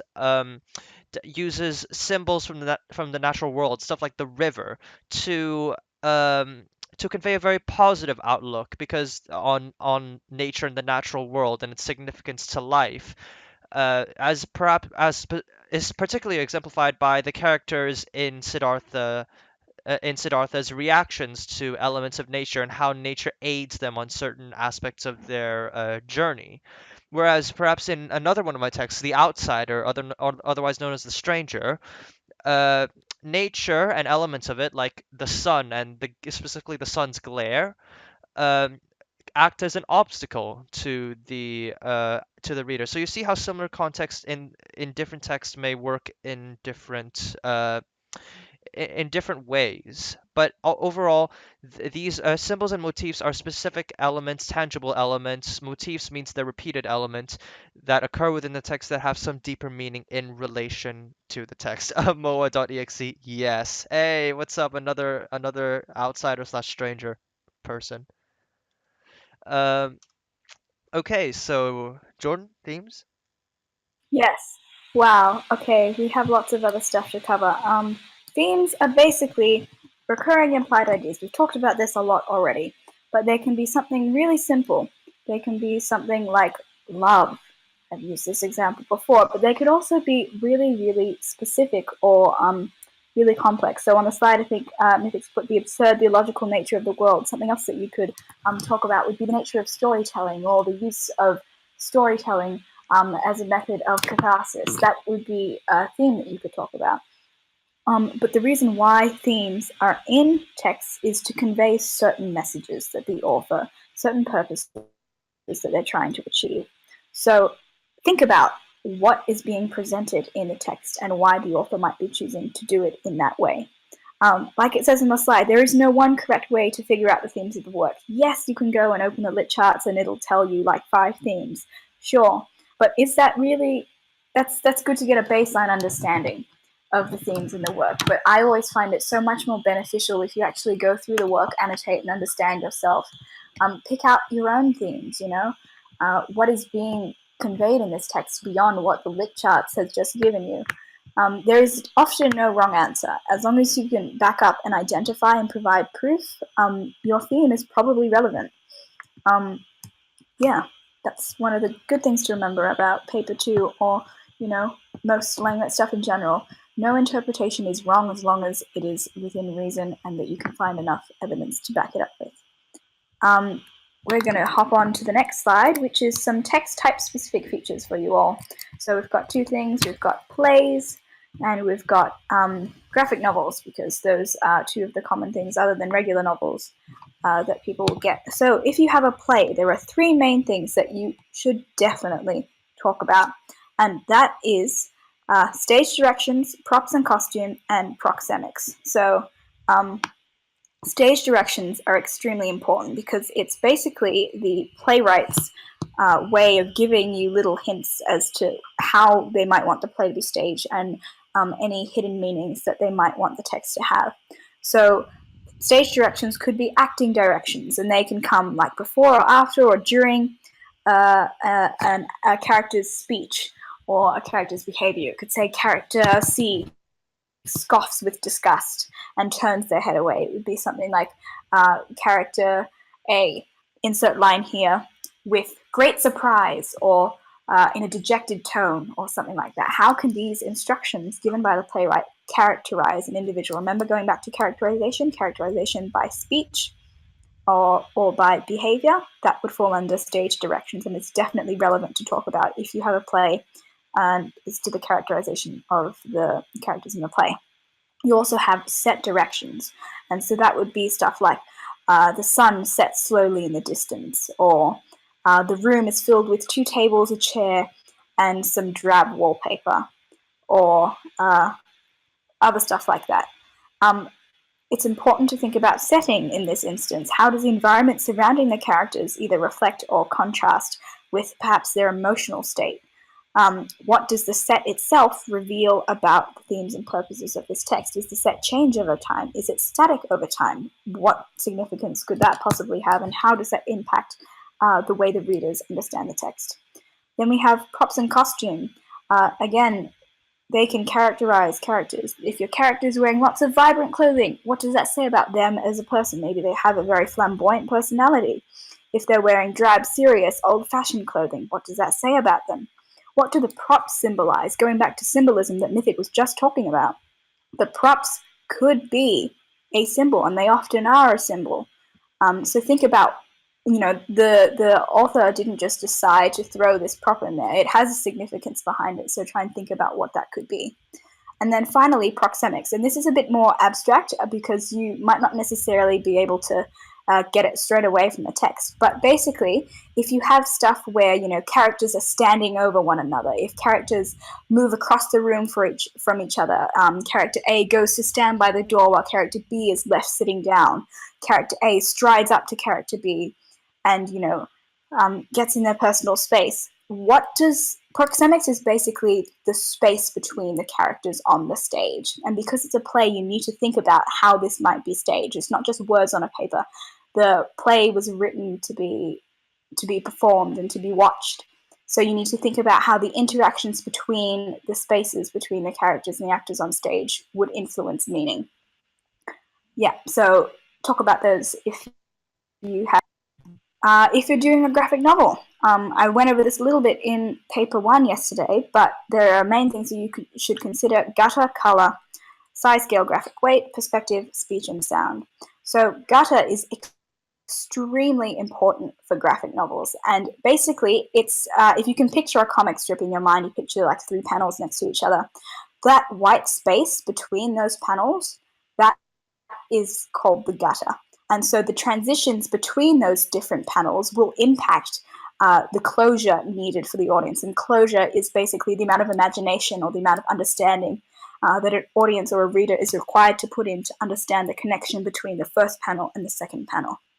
So if you have, and there are some resources in the LangLit guide for specific comic stuff, if you have any more questions about that, or you can just ping me in the LangLit channel because I did my EE on comics. But basically, do the panel transitions speed up the text, or do they slow it down? Is it a jump from a completely unrelated thing to another? How does that change? Colors. What colors are used the most? What colors are used the least? I forgot to If change the it's a slide, novel like this, sorry? I forgot to change the slide. Sorry, guys. Oh, whatever. Oh, yeah, it's fine. All good. If you have something like Persepolis and there is no color, why is that? And how is contrast then generated between the simple black and white? What sort of what sort of meaning can you pull out through all of those colors or lack thereof? Size, scale, graphic weight. What is being emphasized? Is something really, really big in a panel? Is something really small? Is a certain panel really big? Is a certain panel really small? What is the effect of this emphasis or lack of emphasis on the reader? Similar to perspective, is it facing up? Is it facing down? Yes, mouse. Yes, Justin. Yes, it's so good. I love mouse. Mouse is such a great text. Perspective, foreground, background. Stace, is it? Yeah, perspective. Perspective is kind of common sense. If you're looking up, does it indicate someone in a position of vulnerability, a position of power? And finally, speech and sound. Who is speaking? You have, if you're in a graphic novel and you have speech bubbles, how are they designed? What sort of border do the speech bubbles have? Is it a jagged bubble? Is it a smooth one? Does it have no border? Is it a thought bubble? Is it connected and is it a huge block of text? Does it have emanata, which are little squiggles that indicate emotion or feeling? Is it one person talking to themselves? Is it a narration box? Is it a sound like bang or pop or crash? All of these things, they're all part of the visual vocabulary of graphic novels. So if you are going to talk about that in your paper to analysis, you need to not just be able to talk about the language, but also to describe the visuals that you're analyzing. Yeah, so that's really important. This next slide, unless you have anything else to add, Mythic. I do not have anything else to add. This is like one of the biggest things that we wanted to go over with you guys in today's session. So if everyone could hop onto the document, this is the past paper breakdown of questions. Thank you. So Mythic's just posted it in the chat. If you can, I would like you to hop onto this document because this is something that I pulled together, and I think there's lots of patterns in here that I think you guys are going to want to hear, and it might make you feel a little bit better about approaching paper 2. Yep. So, okay. Yeah. Yeah. So if you all could just take a look at the document, and I mean, Jordan, I suppose you could give an overview of. I mean, the titles for each bit. Jordan's really put a lot of effort into this, guys. Big props to her. Also, I mean, the title of each section pretty much is self-explanatory in regards to what the questions focus on. But yeah, there are. Okay, so yeah.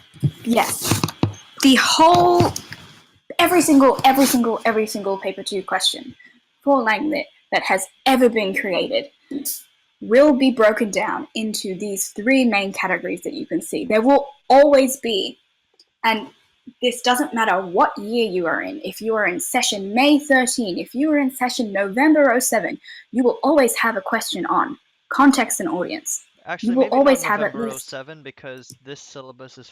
Is it 08? Our syllabus started from 2013. Okay, my bad. You get my point. There will always be a question on either genre, convention, technique, and structure. There will always be at least one question on theme and characterization. And so I'm not going to go through every single one because that would be redundant, but in your own time, please feel free to go through this document and to look at the sort of patterns that we can see in the questions that have been done in the past. So, for example, context and audience. You see a lot of the same questions. It's basically the same thing that they're asking, but written in a bunch of different ways. And so you can give yourself comfort if you are preparing your notes for context, either using that organizer that I gave you or using your own notes, it doesn't matter. You can rest assured that there will be a question to ask you about context. How have the writers conveyed a sense of place? In what way do the form and content reflect the time and place in which they were written? You can prepare for this sort of thing. You can prepare for the places and events in real life that surround your works. You can prepare for the significance of the personal history an author has on the way that meaning is constructed. You can prepare for this sort of thing. So it might not be phrased in the same way from year to year, but it's really asking the same thing. Yeah. Second category, so this one's a little bit more wild, genre, convention, technique, and structure. This has a lot to do with the formal features of text that we were just talking about. If you got a question like this, if we look at the May 18 one, discuss how one of the formal characteristics of a genre influence meaning, you could talk about graphic novels as a genre and talk about all of those techniques that I just mentioned and more, and how that shaped meaning. You could contrast that with a play and talk about how that shaped meaning. You could look at, there's stuff in here to do with the structure of a work as a whole, with foreshadowing and endings. November 16, 2 questions there on structure of a piece.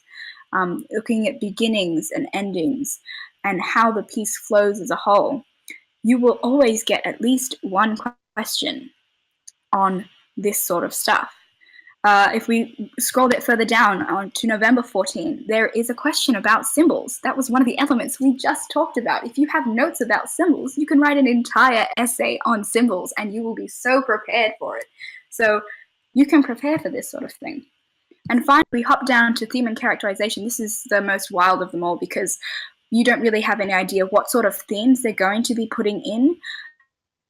With each, in the second column, you can see that I've broken them down by the sort of general theme that they're asking about in the question, and you can kind of see how they might be able to apply to different texts. We have inspiration, destiny, pride, intolerance, all of these huge themes that apply to so many different texts. So you should be able to, if this is one of the themes that has been identified in your notes, you can definitely bring that into your question. So hopefully this document, it's not just like a bank of past papers, although if you do want to treat it as such, you can very well do that. But when I made this, it was like a relief to myself because I was able to realize that, hey, I kind of know what's coming. I can be assured that I will always get at least one of these types of questions on each of my papers. And that, I don't know, for me, that puts a lot of weight off my shoulders, knowing the sort of stuff that I can prepare for. So yeah, that's the general thing that I wanted to bring up with that. And we're going to go and break down one question from me. So yeah, I know it's 10 minutes till the time that the session is supposed to end, but if you guys do want to, if you are able to stay for a little bit longer, we're going to be breaking down one of each of these questions and showing you how just because a prompt looks really scary at the beginning, it really doesn't mean that you can't do anything with it. Yep. And so are we gonna actually not look at example responses? Okay, so we don't have much time to go over example responses in detail, but we just thought that we'd link you a few past paper responses, and so you can have a look through it, and try and ask yourself these specific questions. These questions are really good for asking yourself when looking at any past response, whether it's yours or someone else's or whatever. Ask yourself, were the responses well organized? How was their commentary on devices, techniques, etc.? Did the responses successfully identify a diverse range of features and their effects on their influence on the effect of the text on the audience? And also you could ask yourself, do they successfully talk about context?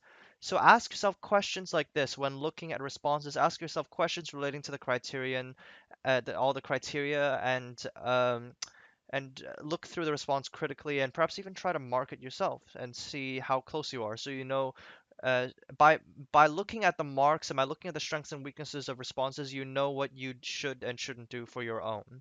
So that's definitely something you should take a look at in your own time. But now, so since we're running a little bit late, let's move straight on to the question unpacking practice.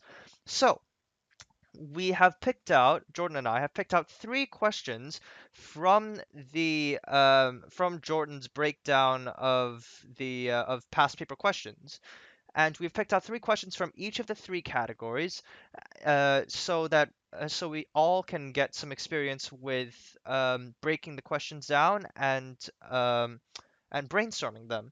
So what I would advise you to do here is, we're going to break it down each of these in a second together.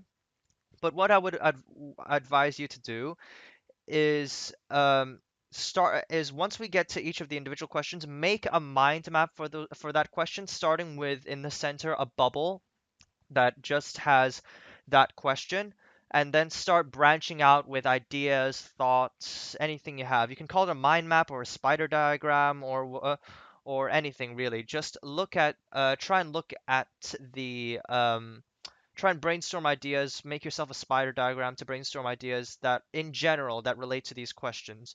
So yeah. So So yeah, yeah, this is first the question.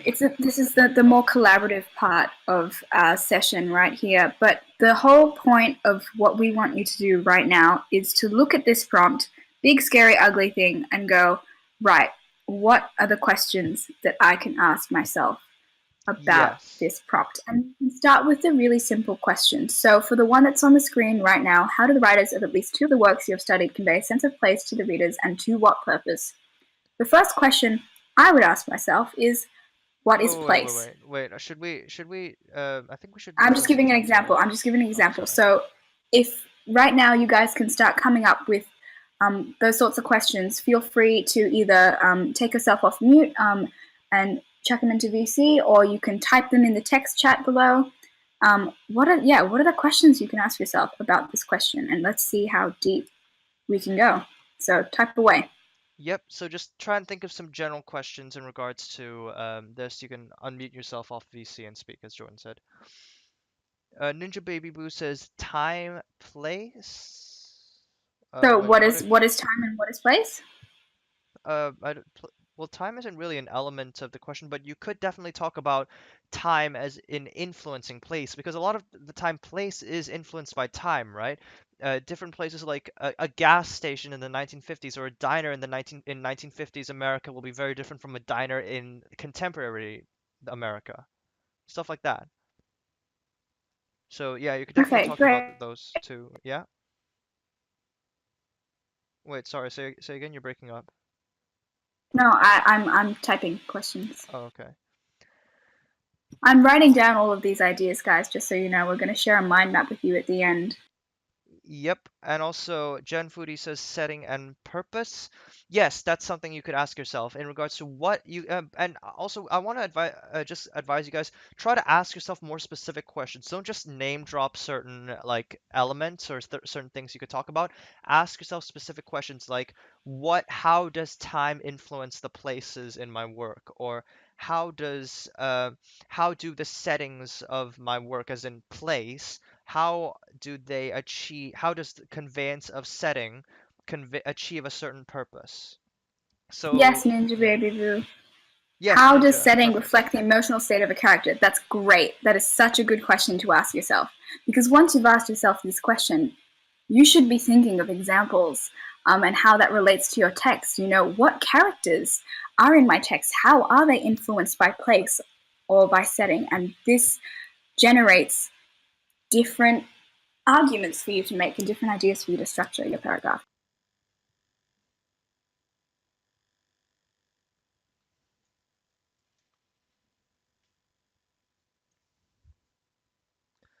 Also, oh, Justin, that's very nice, but just for this section, we just want to keep the focus on general questions that you could ask for any text. We're gonna give you some time later to focus, everyone here, some time later to focus on text-specific stuff. That is a very sexy thesis statement. Jordan is right, but just for now, we just want to focus on general things that might apply to any text, breaking down the Jen question in the general Foodie has context. said, Jen Foodie said, how does the setting reflect the society written in and the purpose of it? Yes. Keep in mind, guys, the question says place. It doesn't say setting. Is setting equivalent to place? Think about that. But yes, good point.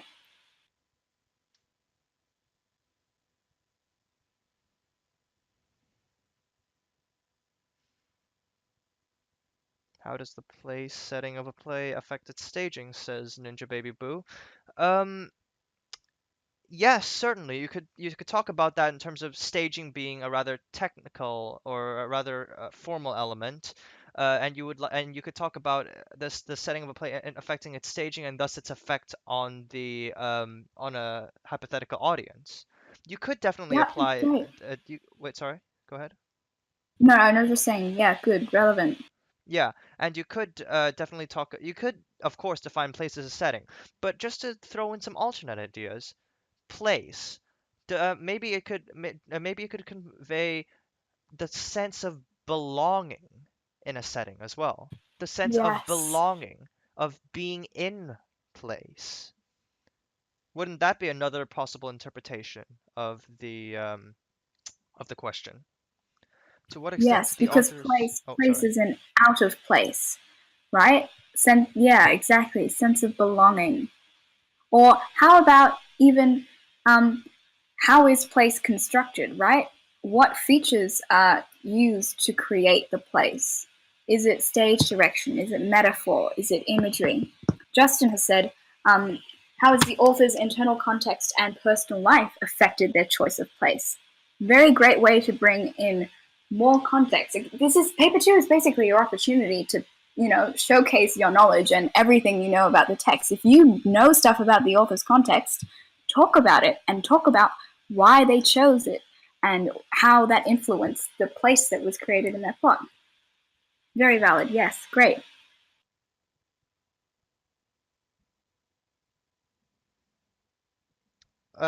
King, as I said just now, just right now we're trying to just think of general ideas. That's a very good point regarding your own text, and we're gonna get some experience with. We're gonna let you guys practice doing that for your own text in a second, but right now we're focusing on general ideas, please. General thoughts, general questions that you can ask for any text. Ninja Baby Boo asks, does the place have to be defined? Well, if you mean that, if you, well, okay, so I'm not sure if you mean whether you have to define your own definition of place. If that's the case, yes, you should. If you mean does a place in a text have to be a defined place? No, not necessarily. A place might be very general, perhaps even, and perhaps yes, omitting a place and or conveying a lack of a sense Yes. of place, a lack of Yes, perhaps lack even a of sense of place. belonging would be very strong. It would be a very strong point to make, and it could definitely be something that you could talk about. Um, Fish, I love you, has brought up if a sense of place could be shown through contrasting characters who are alienated from society, juxtaposed with characters that fit in. Yes, yes, yes. What better way to demonstrate place or belonging than through a character foil of where some people are in a place and other people are isolated or alienated from it? Great. And that is a theme. Do you see how just because this question is related to quote unquote place or the context, it's under the context category, that doesn't mean you can't bring in theme. You can most definitely bring in theme. You can most definitely bring in context. And alienation is such a great theme to talk about with place. So well done in pulling that out. Is the place of belonging created by a relationship between characters rather than physical location? Yes, definitely. Yes, yes, yes. Woo! Oh, this is so fun. Um, how does the change of time period change how the theme of belonging is perceived?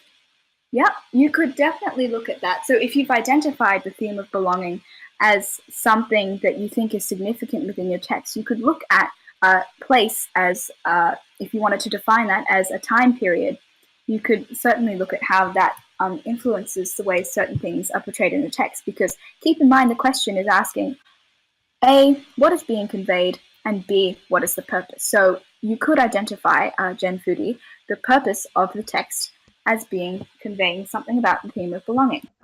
Also, I reckon we should wrap this up maybe in a few minutes. So at Yep, 1400 I think that's pretty UTC, good. yeah, at 1400 UTC, we're going to show you our ideas because Jordan and I, when preparing for the session, we spent a little bit of time just brainstorming our own thoughts regarding these this prompt, this question, and also the other ones that we have. So we're going to show you our personal thoughts. But of course, remember that our thoughts are not definitive. So yeah, Bedtime. Okay, what? are we doing mind maps now? No. Or yes? Well, I just I think just you can do mind maps. Like everyone, you can do mind maps and start mind mapping these questions generally if you'd like. We're gonna go over some just and we're gonna show you our own mind map of it in a second. I think we've unpacked this question pretty well, honestly, at this point. We've got like, or I have written down, I've been taking notes, I have at least 10 bullet points of all of the stuff you guys have asked, and it's all great stuff. So we could just show it now. One second. Jan Footy has one more point, as in how does the change of time period, I'm presuming internally, change how the theme of belonging is perceived? That's certainly Oh, something yeah, you could look at, both in terms of the change in I time popped that periods in. within your text itself, and also within your within in terms of the differences in time period in which your two texts or three texts, if you're HL, were composed. That's definitely something you could look at. Mind maps now? Sure. All right, so here is what we ourselves we this is what we came up with earlier in regards to what we thought. So I'm just gonna go over this mind map if you don't mind. And this is something that you can do. They give you paper in the exam, right? You can write the question out, or you can even do it on the sheet that they give you. Circle parts of the text, circle words, brainstorm all of these questions, write them out, because from these questions, you'll be able to identify so many different arguments. Also, so yeah, so I'm now just gonna briefly go over this mind map. So just looking at some of the, so obviously just have the question in the middle. So try to do a mind map like this on your own if you get the chance in your during your exam time. As Jordan said, you can just use the paper that you have in the exam, and remember um, you can use as much paper as you would like, and as long as you cross through things, the examiner is not going to see them. So you can just write on your your exam booklet. You can ask for extra paper and just cross through it once you're done writing your response. Anything. Just spend some time mind mapping your question like this main question and then some additional questions. So you might want to ask, what is a place in my text? What sort of places exist within my works and why? Are there very specific places defined? Is there a more general sense of place? Uh, how is place constructed or conveyed through formal features? Like stylistic devices and all that. So, and then you could also ask, how might my text's context, like the context of production in terms of the how the context of in which a text was written, and also interpretation for a specific audience, influence the creation of and interpretation of, respectively, certain places within your text. For instance, might certain societal movements or cultural norms, etc., at the time when the text was created, or when the text was or recent at the time of a certain audience interpreting it, how might that influence the portrayal of certain places, or at least the interpretation of certain places? And also, what effect does this overall conveyance of place have on the reader? What effect does a more general conveyance of place have? What effect does a very specific conveyance of place have? Does does this conveyance of place allow my text to achieve some purpose or affect the reader in some ways? Um, and achieve some purpose or in that regard? Like, for instance, does it advance a certain thematic idea in regards to the detailed descriptions of some place? Like, for instance, like say you have a theme of nature. If natural scenes are being described in great detail with very verbose language to create a very strong specific sense of place, then what if influence does it have on the conveyance of the theme of nature? You should be asking yourself questions like that. And also, finally, you have what characters exist in these places within my text and how do they react to them and interact with them.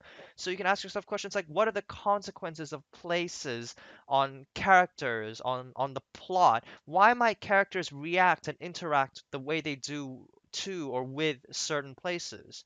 And which characters interact with certain places, and what do characters who interact with specific places have in common? Like, if two characters commonly interact with one specific place in your text, what does that reveal about their about about those two characters and their nature, perhaps their characterization even? How do they interact with this place? What is the sense of place as conveyed through the characters' interactions with them? So these are some thoughts we could convey. Some additional ones were brought up just now with our by our brainstorming, which was really incredible. Um, just to see you all y'all's thoughts. And now let's move on, I suppose, to uh, our second prompt. Writing is both an art and a craft where form and content are carefully constructed and language and style artistically embellish the whole. Discuss in what ways at least two works you have studied effectively convey both art and craft. So, this is a rather vague question. So, this is one you're really going to have to define terms for early on. So, just a hint as we start the brainstorming process. Again, you can speak on voice chat if you're comfortable. You can type on text, and Jordan and I will talk about all. Will help lead this brainstorming session. Any thoughts, Jordan? Uh, to get you started, see, I'll give you like it's not so much advice or anything, but just a personal example of this. I look at this question. I'm going to be completely honest with you here. I look at this question and I want to run away with it. I not away with it. I want to. I want to run away from it. I hate it. I don't like looking at it. It scares Run me. away with Okay, looking me. at this question scares me because it's so vague and it's so abstract, and I'm like, okay, I have no idea how to start going with this. But again, go back to question the question. Start with the simple, basic things. What is an art? What is craft? How is that constructed? How, and then you just keep going and going and going, and eventually you'll get to more specific questions about, what causes something? What are the consequences of something? And you'll be able to come up with so many different arguments.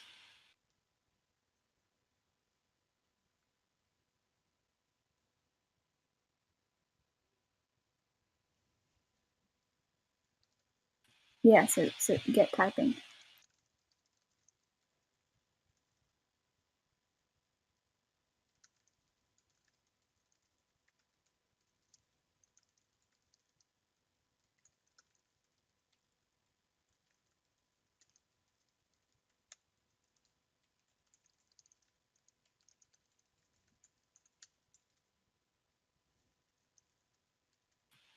Okay, we have how does the diction and narrative style create an artistic feature towards the text? Yeah, great. So we have very direct reference in that particular question that Meckins identified um, for how the form and context, so that would be diction and narrative style, creating artistic intentions, artistic outcomes. Ninja's question. Foreshadowing of events. Yeah, go ahead. No, I'm just addressing the same question, so you can cover it if you want. No, go ahead. I'm typing. Uh, um, so Ninja's question, Ninja says, foreshadowing of events has to be planned out and interwoven into the story. So this is a craft. Can it be both an art and a craft? You could certainly talk about that because foreshadowing is certainly, I don't know if I would call it a stylistic device, but it's definitely a technique and a device used in plot in the creation and the development of plot. So you could certainly talk about it as a craft, and and also in terms of um, what it conveys artistically regarding the thematic ideas and perhaps certain elements of the text. Yeah, you could certainly talk about that.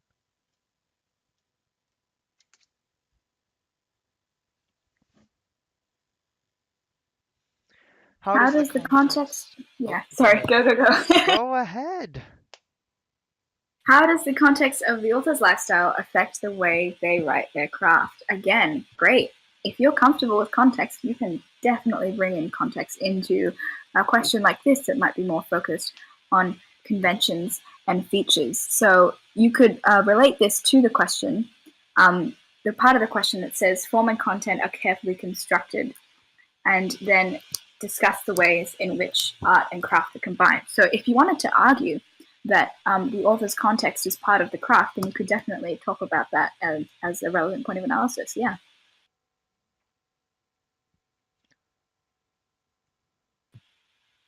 We've got people typing. I guess you could also challenge the question and talk about whether plot and content are dependent on the language or style. Uh, Certainly, you could. Well, the question does ask in what ways at least two works you have studied effectively combine both art and craft. But then you could also subvert the question and say that that they use art and craft separately to achieve a certain context, not really to combine them, but still to achieve a certain effect. You could certainly, I think you could certainly make that point in a paper two response.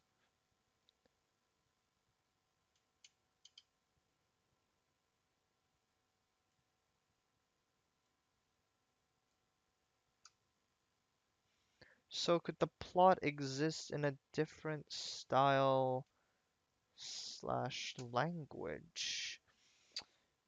Mm, I think that would be a little bit of a stretch just for one text, but you could certainly talk about how two texts may have similar plot progression in some respect, but do so with different elements of craft. They combine art and craft in different ways to achieve a similar final result in terms of the plot progression, the effect on the reader, etc. That's definitely something you could talk about, yes.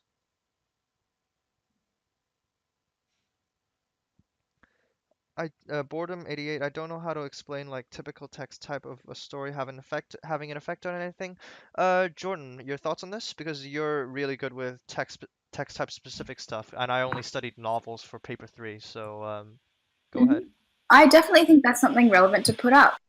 You could potentially define craft or the craft of writing, especially form and content, as the text type that is being addressed. And you could talk about the I know. text type of the story I and think how they're that. confused about how text type might Oh, affect anything. typical text type of the story. I don't know how to Is that? explain. Yeah, I don't know how to explain. like I think they're confused about how the text type Oh, of a how text text might types influence its affect. effect. Oh, okay, I see. Wait, hang on, they're typing. Is that what you're trying to get at?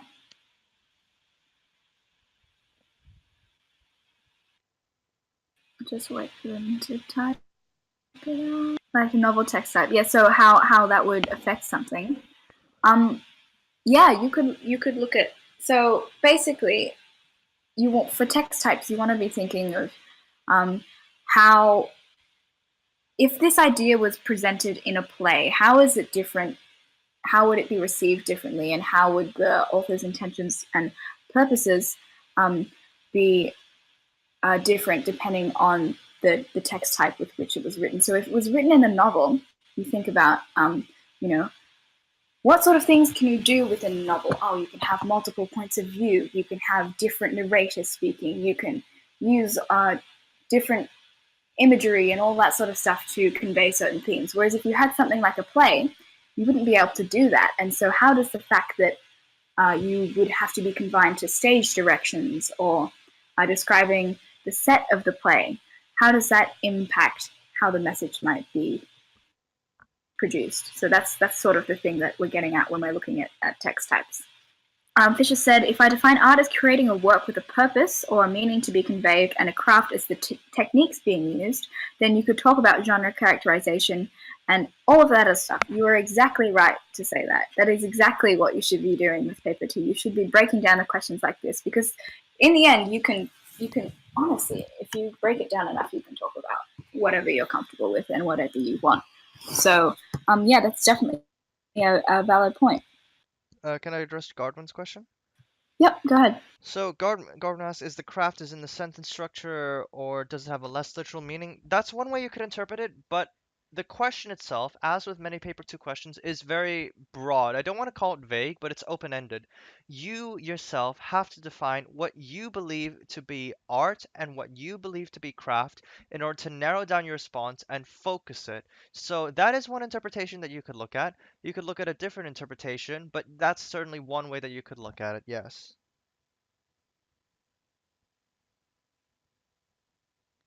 Yes, text type has an effect on the narration and maybe the plot itself. For example, again, I'm going to use the example of a play versus a novel. A play, it's set in acts. It's set in Act 1, Act 2, Act 3. The plays that we typically study for paper 2 literature are quite chronological in nature. They progress from event A to event B to event C. Whereas if you had a novel, you're not constrained by the progression of time that way. You could have event starting with event D, and then you could jump to event A, and then you could go to B. And so the fact that it's a novel gives you more flexibility with the type of story you're able to tell, all of that stuff, and the perception of the text by the audience. Exactly. If you have a novel, the audience of a novel is very different to the audience of someone reading a play or even the audience of someone watching a play. So those are all things that you should be thinking about with how meaning is shaped and what impact the language has on audiences.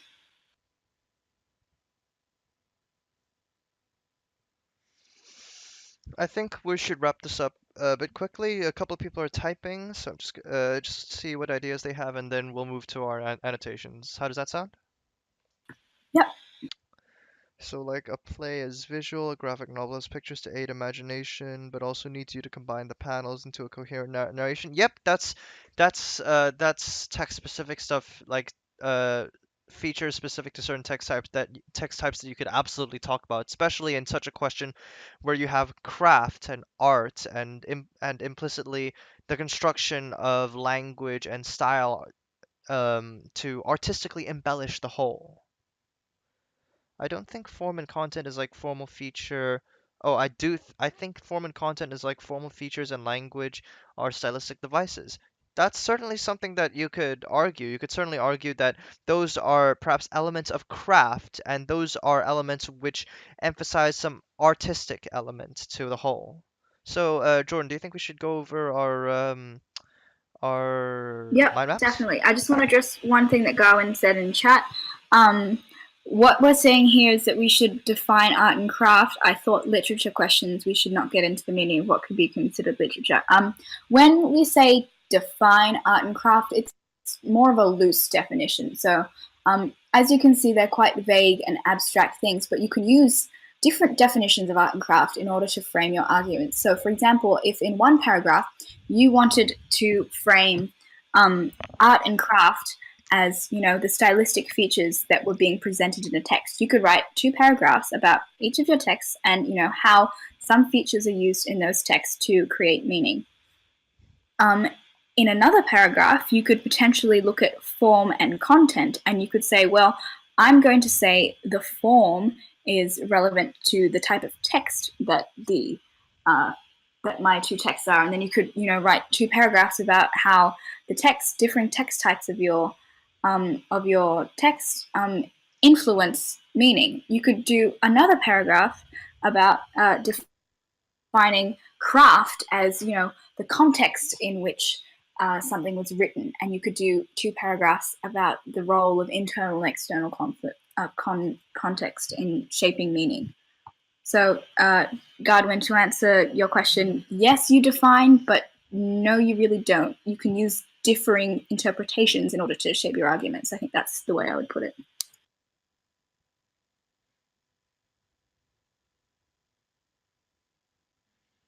I think. Yep, we I think, can yeah, we'll move to the. go to our stuff. We're going to run over time. We're probably going to go at We least are for another already 10 more over time. minutes. What do you mean? Yeah, okay. Let's just go to the Yeah, and Drive Master says you're amazing, Jordan. True. It's amazing too, so Yeah, but I'm not just as open the mind. yeah, but I'm not as amazing because anyway, Just go over the mind map, you nerd. know you. All right, looking at the so looking at the mind map. So this is what we thought were some elements that you might look at. For instance, so what are artists? So first of all, as we mentioned earlier, something that's very key is you need to at least find some more specific explanation of what an artistic element is and an element of craft may be to focus on. And so you could look at, for instance, what we would came up with was artistic elements might refer to holistic literary elements like thematic ideas, plot, characterization, etc., versus formal technical elements of language. So how might technical aspects of language be crafted to convey artistic, holistic, that should say literary, not literary, but artistic, holistic, Whoops. or literary elements to create a certain effect on the reader. So then you could ask yourself, what literary elements of my text are conveyed and emphasized through the formal elements of language used to persuade them? Like, and we came up with a bunch of guiding questions here. Are themes and symbols expressed with varying use of language? Are events and interactions or settings juxtaposed in their position and positioning in the plot to convey themes and ideas? Are characters described with certain stylistic devices? Are they set up perhaps as foils in as a result? Do certain text-specific elements emphasize said literary elements? How might context influence all this? How might context influence the literary elements themselves used and the language elements used to convey them? What's the effect of all this on the reader? What effect do literary elements, as emphasized by elements of language, have on the reader? So you can look at all that. And now looking at slide 3. The Last question question. 3. Last question, guys. So brainstorm Same drill, away. guys. Break it down. Yep. Can the end ever be said to justify the means? Consider the way in which this idea is explored or discussed in at least two of the. Well, that bit's just in every single LangLit question, isn't it?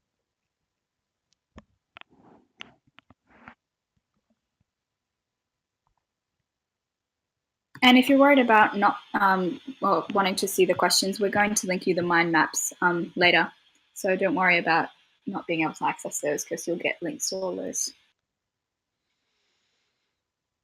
So yeah, I've posted the question in the text channel. So if you guys want to take a look in there and start asking questions and coming up with possible arguments.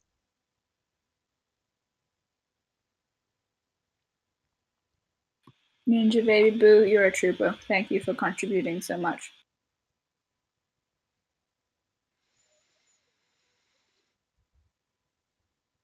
Should be playing elevator music right now.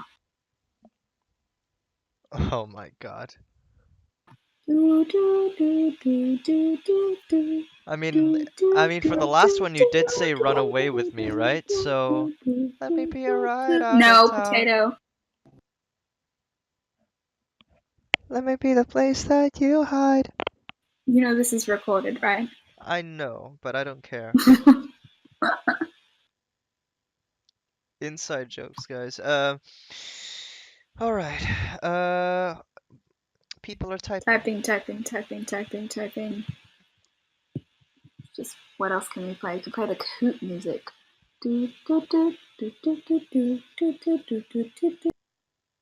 That's You guys that's don't the want to hear that. Jeopardy music, isn't it?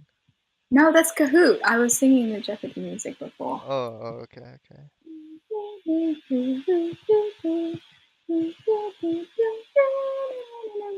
The easiest questions you can think of.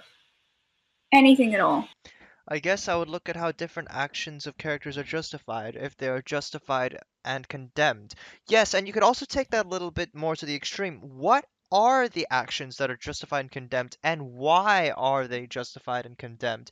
Because it's simple to say, like, oh, this action of a character is condemned, but if you really go into the nitty-gritty of why it's condemned and what that says about the text's overall message, perhaps on a moral stance or ethical stand, like from a moral or ethical standpoint, that is definitely something you could look at. Themes of guilt, responsibility, of morality, those, yes, as Jordan said, A plus themes that you could look at, or as I suppose we should call them level 7 themes that we should look at, Oh because my this is an god. IB. This is IB, guys. Yes, great point. How are different actions of the characters justified? Are they justified? Are they condemned? What are the actions of characters? And why are they justified or condemned? Great stuff. Anything else? I know you have it in you. I am doing Oinks and Craig and the Oh, I reader love Oryx and Craig. It or confuses me so much. Oryx. Oh, I don't know what that is. But yeah, yeah, Yes, this Becking. Yes. meching. What? Yes, I'm getting Yes, interested in mythic. perfect. What are the ends and what are the Mecking is means? asked. Yes, what are the means? What are the ends? Simplest questions, you guys. Boredom Simplest 88. questions.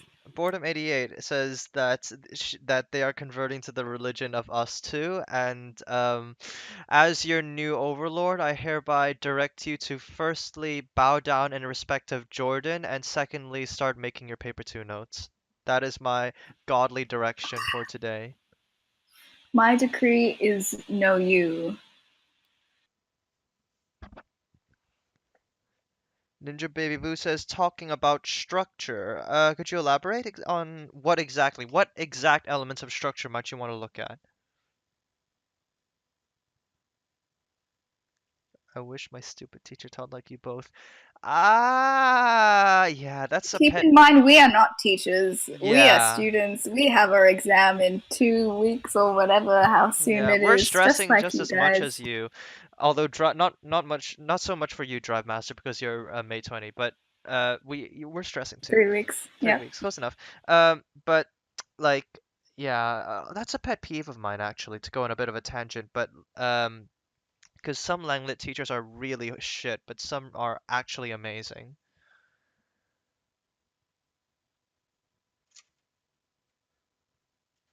Fisher doesn't have to be a possible argument that you can come up with.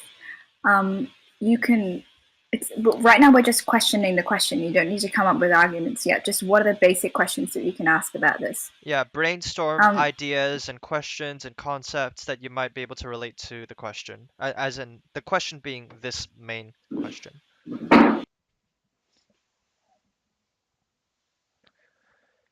yeah. Langlit Don't is feel hard for pressured. me. Wait, what, sorry? What'd you say? No. I was just saying, just like don't you don't have to come up with arguments just yet. You can keep thinking. We just want questions right now. Yeah, and in address, just to address, no, just as a side point to address what Lit Luck said, Langlet is hard for me in general.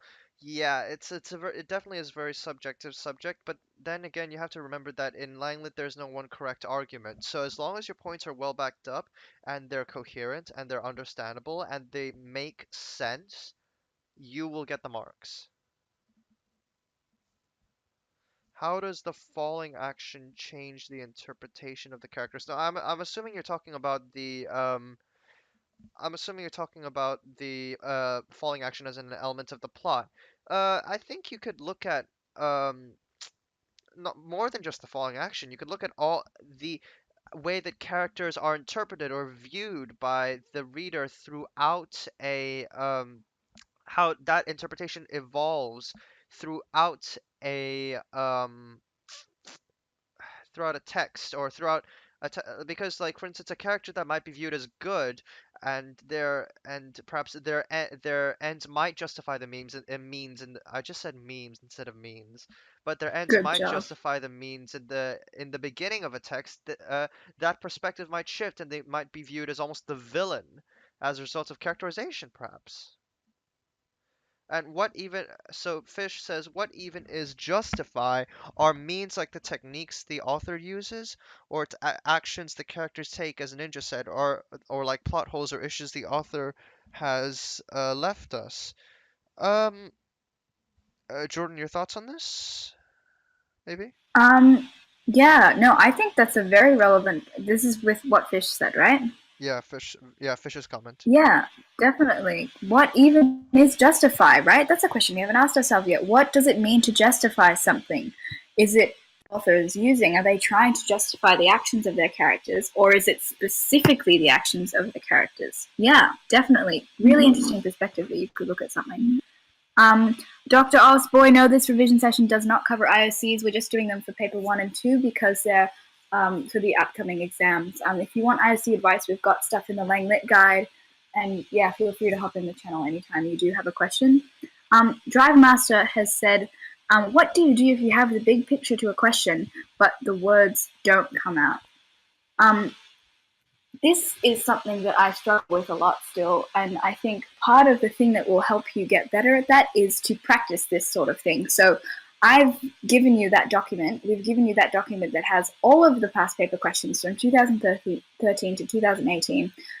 What you can do as part of your studying for paper 2 is to look at those questions after having made all your notes and start breaking them down like we are now, questioning the question, asking yourself those small little things, and then thinking about how you could come up with answers to the questions you've asked yourself through using examples of your texts. And so that's how you can, the more you do it, the more comfortable you get with this sort of thing. I can tell you that when I was looking at these questions, when Mythic and I were picking these questions to plan for this session, I tried to pick the ones that, I found the most disgusting, so to speak. The ones that I looked at and thought, nope, if I ever found that in an exam, I would not want to do it. But Yeah, yeah, if yeah. there is one thing, Oh, if there is one thing that we want you to take away from this session, it's that you can make any question work for you if you brainstorm enough. yeah, yeah. Like, in fact, the second question that we just went through, I before the session, I would not have picked that question. It's tough. It's a difficult one. It's very vague. I wouldn't have picked it. But after brainstorming it, I can confidently say that I would want to pick it because I've brainstormed ideas and brainstormed ways that I could link elements of my text to that. Okay, so to address some stuff Ninja Baby Boo said, Jordan, would you like to take a All go? I can say is yes. Yes, this is great stuff. To whom should the actions be justified? To the characters or to the reader? Very valid. You could talk so much about the role of the audience and how that plays in perceiving a text.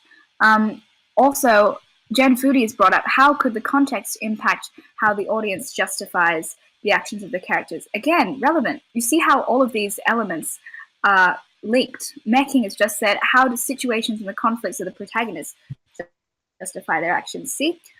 Look at all of these different perspectives. This is such an open-ended question, but I can already see you guys are trying to make the question work for ideas that you might have with your own text, and that's great, and that's exactly what we want you to do right now, and what we want you to do sitting at that table with the questions in front of you in 4 weeks' time. All you have to do, question the question, come up with these different perspectives and arguments, and you're going to be fine. You are going to be able to find things to talk about, I promise you. All you have to do is just be yourself, but also confident. That's important and interesting and easy to talk to and approachable, but mostly just be yourself. Please tell me you got that You know, relevance. I'm the only one that got that relevant, but it's fine. All right. Just to carry on, Macking, how do situations and conflict of a protagonist justify their actions? Yes, that is absolutely something you talked about, and that reminds me of something. Um, Perspective, because oftentimes when you see things from the perspective of a person, you tend to empathize with them and you tend to consider their actions more justified because you can see their thought process.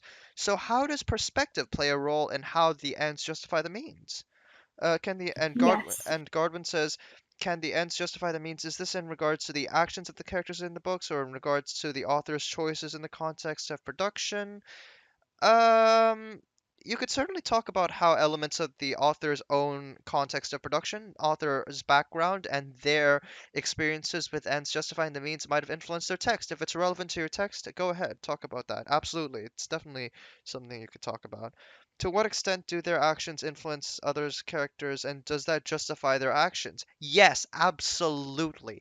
You could talk about that. You could talk about the moral and ethical perspective that your book conveys in regarding, say, utilitarianism, which is, um, favoring the moral outcome or the ethical outcome which has the greater benefit versus um, perhaps duty ethics, something which is which is, where you have clear laid out laws or absolute moral code or an absolute moral code. I'm bringing in a TOK a little bit here, but you could definitely talk about the different moral and ethical standpoints conveyed by your text. How does the narrative voice? Yes, that's what I've talked. That's exactly what I was referring to earlier with the perspective. And maybe Jordan, you could also talk a little bit about some of this stuff. Um, Honestly, yes, this is exactly what we want you to be doing. Disapproval has said, how do the events in the book justify the protagonist's actions? Great way to bring in the role of narrative. If we go back to tap dance and narrative, what is the progression of events through the book, and does that justify actions in the book? Does it, condemn actions in the book? Does it force us to consider the implications? One of the things that I find really helpful when brainstorming questions in general is to think about the causes and the consequences. So, what caused, if we're looking at this specific question, what causes the need to justify the ends or the means? What are the consequences of adhering to the ends justify the means? All sorts of stuff like that. Okay, so I think a couple more points and then we'll wrap up this question and just give you all maybe 5 to 10 minutes to talk about how you might connect them to your own question. So a specific question, but can Othello be said to critique racism if it was not an existing concept at the time of its production? I can take this Um, one if you want. As someone who's read Othello, sure, go for it. I would argue very much that racism is integral, and the concept of the other is integral to Othello. Racism is like, it might not have been called that at the time, but it is very much ingrained into the fabric of the play and to what Shakespeare is making commentary about. Discrimination, So I us, would, them, is present yeah, throughout society, just as a yeah, rule of thumb. discrimination, exactly, always. So I would argue that yes, it does critique that sort of stuff. It does make a commentary on the consequences of discrimination and how that can result in destruction and betrayal and all of that sort of stuff. Shall we look at the mind maps? Yes, we should. Okay. Uh, let's go to the mind map. Ba-bam. Okay, so here are here's the thoughts that we came up with in regards to this question. So first of all, we could ask, what are the ends and means that are conveyed and portrayed in this should say my text. And perhaps means could refer to things like the methods with which a certain action was carried out, the ends being a desired outcome, or maybe not even desired outcome, the actual outcome. And also you could contrast desired outcome and actual outcome. Um, how might a text context dictate the text's views on ends justifying means? Because obviously moral views and ethical views in society have changed a lot throughout time. Views that used to be viewed as normal, like racism, are obviously now far less prevalent and also much more frowned upon. So does a text take a certain moral and ethical standpoints that might be influenced by historical events, social movements, cultural norms of the time? So you could look at which characters or events from your text exemplify or deviate from this principle. Which texts demonstrate the ends justifying the means? Which texts deviate from that? What happens in those events and to the characters that are involved in them? Why might the author have wanted them to have exemplified or deviated from that principle? How might a character's identity or characterization, etc., impact their views or behaviors towards this principle? And what impact do these adherences or deviations to the ends justifying the means have on a reader's understanding of the text? And also, you could look at the key question of what does it mean in your text for actions to be justified? What is the process of justification? What actions are justified and what are not? What do justified and unjustified actions have in common? What are common trends? Do they follow a certain ethical principle, moral principle, absurdism, perhaps even? What do just and what are the justifying powers? Okay, these should be the other way around. But what So who has the power, who or what has the power to justify actions and consequences in your text? Are they characters? Are they omniscient beings or powers? Are they human? Are they supernatural? Are they existing laws or that are present or that are inherently present within the environment or the world of your text? What do these justifying powers represent, and what ideas might they convey regarding ethical principles, moral principles? So, what are the consequences of adhering to this principle of the ends justifying the means? Who is suffers? Which characters suffer? Who is elevated? Do your texts express views and ideals, for example, regarding morals or ethics, based on the consequences that are portrayed for certain means to ends and perhaps to ends themselves? So, those are the thoughts that we had. Yeah. And just to look at things, yes, Ninja Baby Boo, that is an excellent question that you could look at, and an excellent element. You're starting to pick out individual devices, which is absolutely excellent. So now we're gonna move on to just your chance to brainstorm, maybe 5 to 10 minutes. For 5 to 10 minutes, we're gonna sit here on stream and on the session, and you can come up with thesis statements, points, arguments, whatever. Toss out your thoughts on how these questions here might relate to your text, the text that you studied in in part three. I'm just gonna type them and put them in the chat real quick.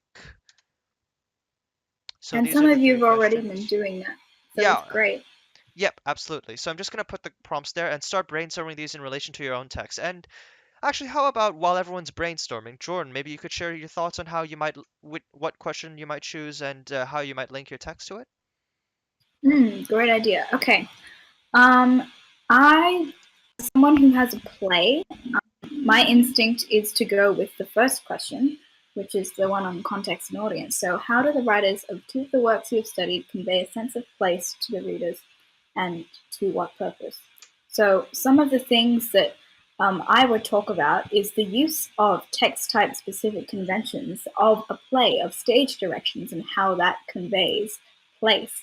Because one of the really important parts about my text in the play is the function of the setting and the use of the house as something as a symbolism of confinement and entrapment for my main anti-hero, anti-heroine in the text. So the setting, literally the place in which the character is situated, allows the playwright to fully develop themes of entrapment and isolation, and it reflects the context of the gender roles at the time, because this character is a woman and she is very much confined by not only the place that is created by the playwright, but the playwright creates this setting in order to demonstrate that confinement of women.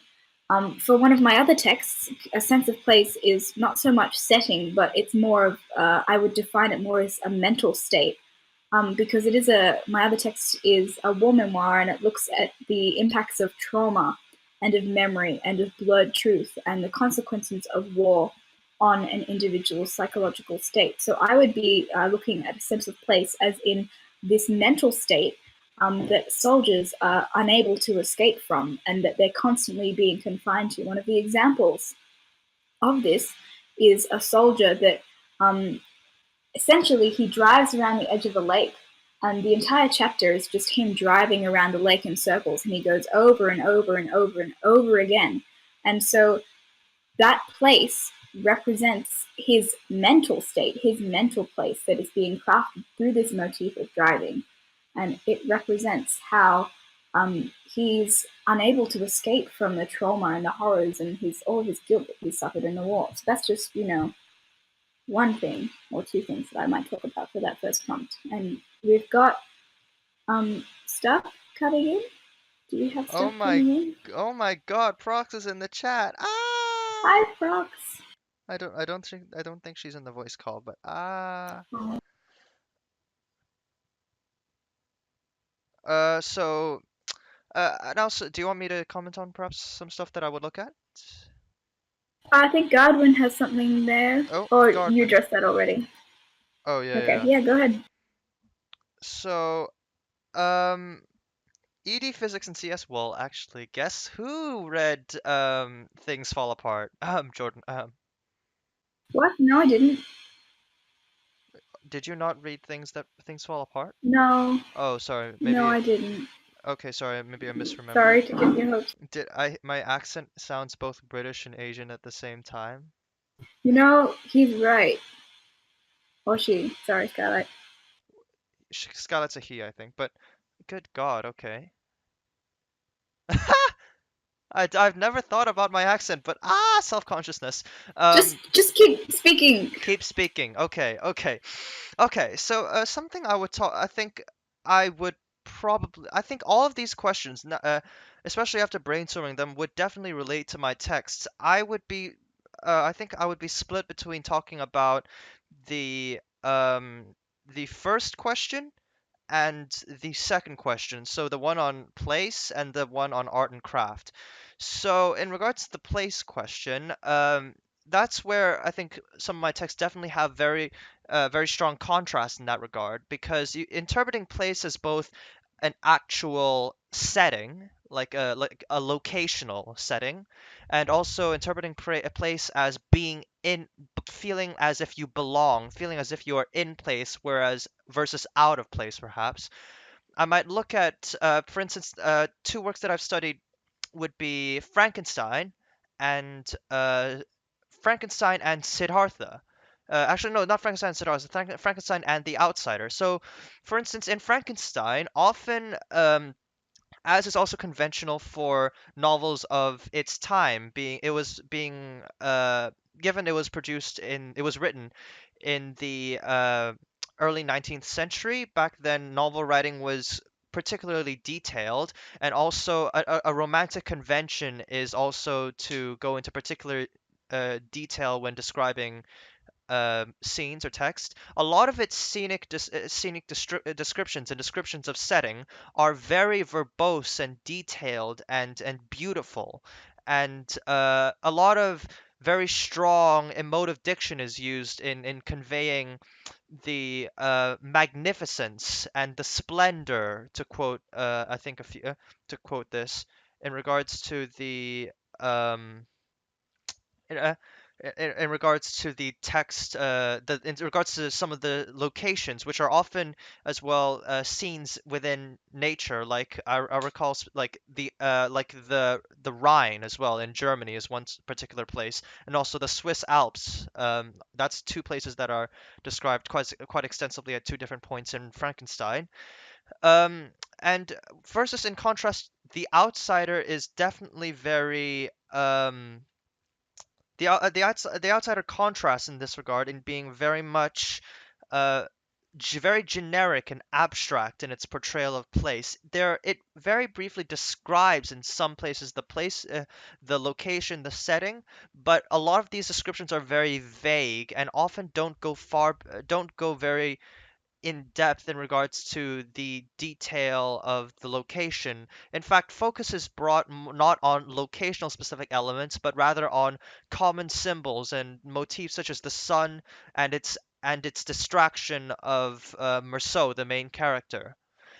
So definitely contrasting the portrayal of location in that regard, and I would talk about this in terms of how it perhaps how it affects the audience, whereas the detailed descriptions of nature might awe the audience or might wow the audience to some extent in regards to the beauties of nature. These very general descriptions almost make it make the situation very generic and very surreal to some extent, as if it's not any specific situation, but rather just a general template that allows the reader to maybe not necessarily empathize in the same way that they would empathize with the detailed descriptions of Frankenstein, but definitely they would have a greater degree of they would be greater led to critically think about the location. And then I could also talk, and then you could also talk about um, how the characters interact with locations, because and how that might have a certain indicator in regards to the nature of their characters and thematic ideas. Because as I think most people here should be familiar with the basic plot of Frankenstein, right? You know, Victor creates the monster and he ends up regretting it. TM. Um, I don't know why I just said TM there, but yeah. Yes, because you. Oh my God. I'm gonna be. Yeah. Do bean me. So like I could so in regards to their characters' interactions, so we have this strong contrast between two particular characters in the book Frankenstein. Victor Frankenstein himself, the scientist, and one of his best friends, Henry. Because when the two go traveling together to London, en route they pass by many natural sights in regard and such as the Rhine, and Henry remarks and marvels at these extraordinary sights. And in fact, a lot of the detailed descriptions of these locations are conveyed directly from his point of view as quotes spoken by him. That's a literary device that that I would specifically talk about, the point of view from which these descriptions are conveyed from his character's POV. Whereas Victor almost he recognizes that these locations are beautiful, but because he's still traumatized and depressed to some extent by his experiences in dealing with the monster so far and how the monster has already killed some of his family, um, he cannot notice nature. And so while Victor perhaps feels in place in this detailed beautiful place, Henry feels in place in this beautiful place. Victor feels out of place in this great big beautiful place. And similarly, I could talk about the outsider, where Merceau very rarely interacts with location specific elements. Again, he interacts with very physical, he interacts with perhaps some physical symbols, but all in all, locations merely serve as almost a very much a backdrop, and in the most literal sense of a background, a small element of context, and to a very general extent, something that leads the plot forward. And also in this general conveyance of place and his interactions with it, um, like for instance like in the courtroom, while the courtroom isn't very explicitly described, Merceau feels often uncomfortable in certain places. He feels uncomfortable in the courtroom with the glare of the sun. He feels uncomfortable on a beach with the glare of the sun, and that's what leads him to, spoiler alert, shoot an Arab, which is one of the major events of the book, of the text. So through these interactions with so he feels uncomfortable. He feels out of place in these very generic places. So that's certainly something that I would um, I would talk about. Do you think I should go into more detail, or perhaps? I think other people need to go to other stuff. Yeah, I go mean, ahead, that's just go an ahead. example, right? That Absolutely. was really, really great analysis. And while you were Yeah, speaking, absolutely. people were bringing up analysis in the Ah, chat, yes, and I've been absolutely. responding to That's that why I sort of was stuff. like, I should probably like stop. Guys, that was like pretty close to an IOC, just for any May 20s out there. Yeah, that Um, honestly, paper two is very much like IOC, but with a comparative element, and you actually write it instead of like saying it out loud. so I think yeah, you guys have been bringing up some great analysis and some great points, and we really hope that getting you to break down the question and by questioning the question and then start thinking of multiples and how you could use this sort of stuff in your own text has been helpful. Guardwind, my perspective was that nature was I acting against think the character of Merceau in The Stranger or The Outsider, as he does not say I shot. But yeah, that's actually you're something that's cutting been out. I like can't hear you. Sorry. testing. Hello, hello, can you hear me clearly? Yeah, Hello? now I can. Okay.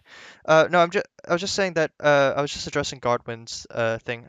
Um, in fact, different translations of the book have translated it differently in regarding the trigger and whether or not it was intentional, and that's certainly something that you could look at.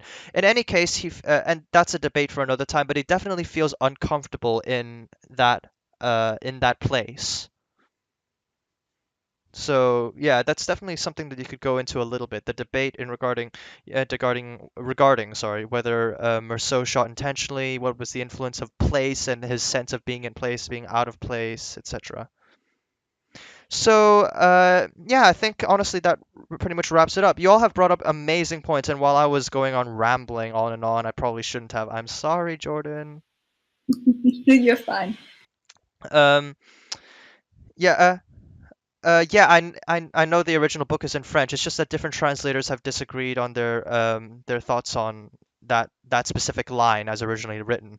Um, also, so yeah, I think we should wrap up now. And y'all have been amazing regarding contributing points. Y'all have contributed some incredible points, both generally speaking and your the thematic statements that I saw in the chat, the ideas, the topic sentences, etc. Absolutely amazing. So y'all are awesome. That's absolutely great. So And hopefully you yeah. feel a little less scared about paper two, now knowing the kinds of questions that you can expect and the kind of tools you can go into the assessment with. Ninja Baby Boo, that look as quick glance, that looks amazing. That looks like a perfect not well that looks like a very strong discussion that you could focus on. So yeah, perfect. So if you're looking for resources, they should be all on ACIT notes, and if they're not already on there, they're going to be uploaded in very shortly. So you can have a look at that in regards to all the resources, including this presentation that we used during the session. There's also a couple of other resources that I believe we're linking to on there that you can use to learn more about stylistic devices, specific text type, specific features, blah blah blah blah blah. Macking, how much time would you say should be used before writing? At least 15 to 20 minutes of planning and 5 to 10 minutes to outline a response. I've put a schedule slide right in there. Yeah. And also, if you're SL, because you have less time, try to spend 40 to 50 minutes writing your response. SL, 40 to 50 minutes writing your response. We forgot to include the SL timing on there when we were making this. Sorry. I'm changing it right now.